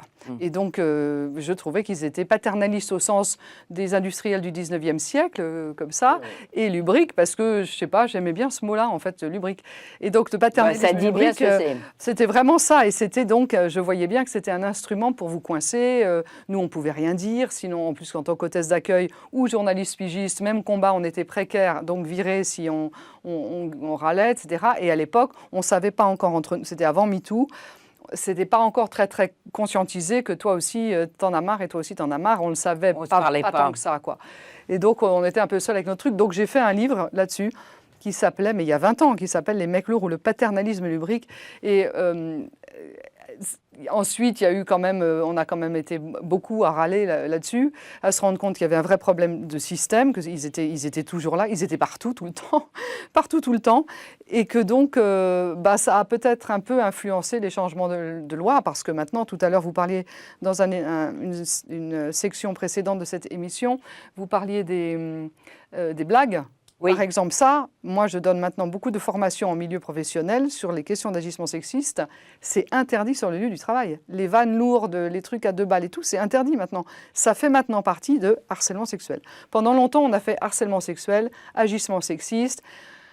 Ils nous disaient toute la journée, on ne peut plus rigoler ici, t'as pas d'humour, tu sais bien, les blondes ceci, T'es coincé. etc. T'es complètement coincé et tout ça. C'est pas mal baisé. Ouais. Et donc, maintenant, les femmes ne le savent pas, mais c'est interdit. Et donc, pour une qui supporte, mais c'est parce qu'il y en a toujours une dans les groupes qui dit « Oh là là, mais je le connais depuis… » Voilà, Oui. comme c'est Gérard, quoi, c'est marrant, tout ça. Bon, le jour où il y en a une plus jeune qui est au courant des changements de loi, qui a 40 copines à qui elle peut envoyer un message tout de suite, etc., alors là, ils sont cuits parce que la loi dit, globalement, que c'est celle qui en a marre qui a raison. Donc, si les entreprises laissent faire l'ambiance de blague, ça risque de leur coûter très très cher. Donc, j'en profite pour passer. Vous avez raison, passez le message. Alors, moi, j'avais une question à vous poser. Qu'est-ce que vous pensez des constats du dernier rapport du Haut Conseil à l'égalité qui pointe l'aggravation de la fracture entre garçons et jeunes filles? D'accord. Donc là, on est plutôt en milieu chez les mineurs, Oui, en chez les, collège, lycée. oui, chez les, oui. Parce ouais. qu'en fait, il y a cette série qui vient de sortir britannique sur adolescence avec un jeune de 11 ans qui tue une jeune fille. Et j'aurais bien voulu avoir, parce que par ailleurs, vous écrivez des romans pour adolescents, biographiques, peut-être peut-être pour miser sur l'aspect je m'identifie, les personnages auxquels on a envie de s'identifier, etc. Bon, enfin, C'est la prévention. je sais pas, oui. En tout cas, ça doit marcher certainement, mais du coup, je voulais savoir votre. Alors, ce qu'on voit, parce que quand on est dans la littérature jeunesse, comme ça, on Oui. va beaucoup en milieu scolaire. Moi, je vais au Bien moins sûr. une fois par semaine dans un collège pour les élèves ont lu mon livre et j'arrive et les profs donc ont Comme organisé l'autrice, quelque chose comme ça. l'auteur. Donc c'est vraiment génial. Merci les profs qui organisent parce que c'est pas simple et on fait comme C'est ça. pas non plus très compliqué. Faut pas exagérer. Bon, en tout C'est cas, l'ancienne prof qui parle. en tout cas. Alors, il y a les établissements où il y a les filles d'un côté et les garçons de l'autre. Il y a les établissements où c'est encore un peu mixte. C'est pas tout à fait pareil. Il y a les établissements où les garçons sont les jambes écartées comme ça bien sûr. et en ont vraiment rien à faire de ce que vous racontez. Et dès que vous dites le mot égalité, ils sont morts de rire. Et puis, il y a les établissements où ça me rappelle moi un peu ma jeunesse, où ils sont encore à peu près bien élevés et OK avec l'égalité et la mixité, en fait. Alors, moi, je ruse parce que pendant longtemps, j'allais dans les collèges pour parler d'égalité femmes-hommes, brutalement, frontalement. C'est devenu impossible. C'est devenu impossible 80% du temps. Parce qu'on m'expliquait, à votre époque c'était peut-être comme ça, mais maintenant c'est comme ça. Si elle se fait violer, c'est de sa faute. Enfin, des trucs archi-réac, et j'en ai eu par-dessus la tête. Donc j'ai fait des romans historiques. Les ados eux-mêmes. Ouais, les ados eux-mêmes. Ouais. Homophobes, lesbophobes, complètement ringards, enfin. Et j'en ai eu vraiment marre qu'on m'apprenne la vie, des mecs de 15 ans m'apprennent la vie. Donc j'ai arrêté et j'ai fait des romans jeunesse. Par exemple, mon roman sur Marie Curie et sa sœur, Marie et Bronia. Il me sert, j'arrive officiellement pour parler de Marie Curie et de sa sœur, c'est merveilleux, elles ont fait des sciences, comme tout le monde est très content, c'est formidable. Là, je fais passer la double appartenance. Tu peux être français et aimer le pays d'origine de tes parents. C'est pas un tiraillement permanent de « Ah mon Dieu, je suis ça et c'est irréconciliable ». Donc, paf, premier message. Deuxième message, aux filles, choisis bien ton conjoint. Pierre Curie, c'est le prince charmant. Le mec, il était dans l'égalité, c'est un grand scientifique, il a été vraiment, grâce à lui, elle était nommée aussi pour le prix Nobel, parce que sinon les Français, ils avaient oublié Marie Curie dans l'histoire, mais lui, il a dit, sans elle, j'y vais pas. Donc, une qui n'a pas été invisibilisée grâce au mari qui a dit, on est deux. Donc, suivez mon regard, les filles. Hein. Un garçon comme ça, c'est bien, qui respecte ce que tu veux faire, tout le temps que tu veux consacrer à ton travail, c'est vachement bien comme ça. Je mets un point d'honneur à ce que dans tous mes livres jeunesse, les personnages masculins sont très très sympas, tous. Il n'y a aucun conflit comme ça à ce niveau-là. Le père de Marie Curie, les deux maris d'Agatha Christie. Oui, etc. c'est ça. Aucun problème. Et puis, j'en profite aussi pour dire, dans des coins où la virginité a repris le dessus, etc., où il y a des vraies différences filles-garçons à ce niveau-là, j'en profite pour faire remarquer, c'est pas de ma faute, Marie Curie, elle en a aimé au moins 2. Le premier n'a pas été le dernier, dis donc. Alors l'autre jour, j'étais en classe de 3e, comme ça, et la vraie histoire, c'est que Marie est à Varsovie, sa sœur est en France, elle fait médecine, et l'idée, c'est que Marie la rejoigne à Paris pour devenir faire des études de sciences aussi. Et puis elle ne vient pas parce que ça n'a pas marché, son premier amoureux, ça n'a pas marché. Donc elle est restée à Varsovie, elle est en train de pleurer. Et il y a l'autre à Paris, la grande sœur, Bronia, qui prend le train et qui va la chercher et qui dit « ça suffit maintenant. Tu dois faire des études à Paris, donc ça suffit, on ne passe pas sa vie à pleurer pour un garçon. On ne gâche pas tout pour pleurer pour un garçon. » Et là, il y en avait une en 3e, mais je vous jure, il y a 3 jours, elle dit à sa copine « tu vois, je t'avais dit ». Et ça, mais c'est génial, parce que si on peut faire passer un message comme ça, quoi. Et en effet, grand bien lui a pris, puisqu'elle vient à Paris, elle rencontre Pierre Curie. Donc, comme quoi on peut aimer 2 garçons, et que le premier, même si ça ne marche pas, qu'il ne veut pas et que machin, ben, il vaut mieux s'en débarrasser, au fond. Et donc, c'est des messages d'égalité que je fais passer comme ça, sous couvert de personnages historiques, qui sont irréprochables. Personne ne m'a jamais rien dit contre Marie Curie, jamais. Contre Rosa Bonheur non plus, contre Agatha Christie non plus. Agatha Christie aussi, qui a eu plusieurs hommes dans sa vie. Oui. Et vous l'expliquez de façon totalement sympathique. Bah, Agatha Christie, c'est une jeune fille de la grande bourgeoisie victorienne britannique. Elle attendait le prince charmant, et puis il y en a eu 2. C'est ça. On se croirait dans la chronique des Bridgerton ou je ne sais pas. C'est formidable. Ça démarre par elle se rend à la scène de bal où les messieurs choisissent une jeune fille, etc., etc. Enfin, les conventions complètement. Puis on se rend compte que cette fille a complètement éclaté les conventions pour faire en fait ce qu'elle aimait. Mais d'abord, écrire des romans policiers et des scènes de meurtre qu'elle Mais je essaye de poster ne partout. sais non pas si elle a éclaté les conventions. En fait, j'ai tendance à penser que et Marie Curie, et Rosa Bonheur et Agatha Christie, qui sont mes trois personnages jusqu'à Les 3 maintenant, romans déjà les publiés. 3 romans déjà publiés, Agatha Christie vient de sortir, donc voilà. En fait, elles ne sont pas si originales que ça. Je trouve qu'elles ont plutôt été au bout de ce que leur époque leur permettait de faire. Oui. En ce sens, c'est très féministe. Et on parlait de la liberté de mouvement. C'est aussi des femmes qui se sont dit « je vais sortir voir dehors ce qui se passe ». Et ça, c'est très, très, très important. C'est des femmes qui ont compté sur leur cerveau et pas tellement sur leur séduction. Et ça aussi, c'est un message pour les jeunes qui sont sur Instagram à faire des photos toute la journée. Ah oui. Pense à ce qui Repulper, t'intéresse vraiment et consacre du temps chaque jour à ce qui t'intéresse vraiment. C'est pour ça que j'ai une scientifique, une peintre et une romancière, parce qu'on essaie de couvrir un peu tous les domaines comme ça. Et ça marche bien comme message, les personnages historiques comme ça. En tout cas, c'est très agréable à lire. Merci. J'en conseille la lecture. Dominique, vous n'avez pas encore découvert ces romans Non, mais ça va venir. Ah oui, oui, c'est formidable, ça se lit très très bien. Eh bien, écoutez, merci à toutes les deux. J'espère qu'on aura au moins illustré tout ce qui est invisibilisation des femmes, quelquefois malgré nous-mêmes, et qu'on aura remis en cause en fait les stéréotypes de genre. Mais c'est un énorme chantier, probablement qu'on ne pourra pas s'arrêter là. Donc, selon la formule rituelle de cette émission, imaginée par Antoine Smier, c'était bon. Alors maintenant, éteignez votre télévision, lisez les livres et réfléchissez. Et là, va falloir bien réfléchir parce que c'est pas facile comme sujet. Merci.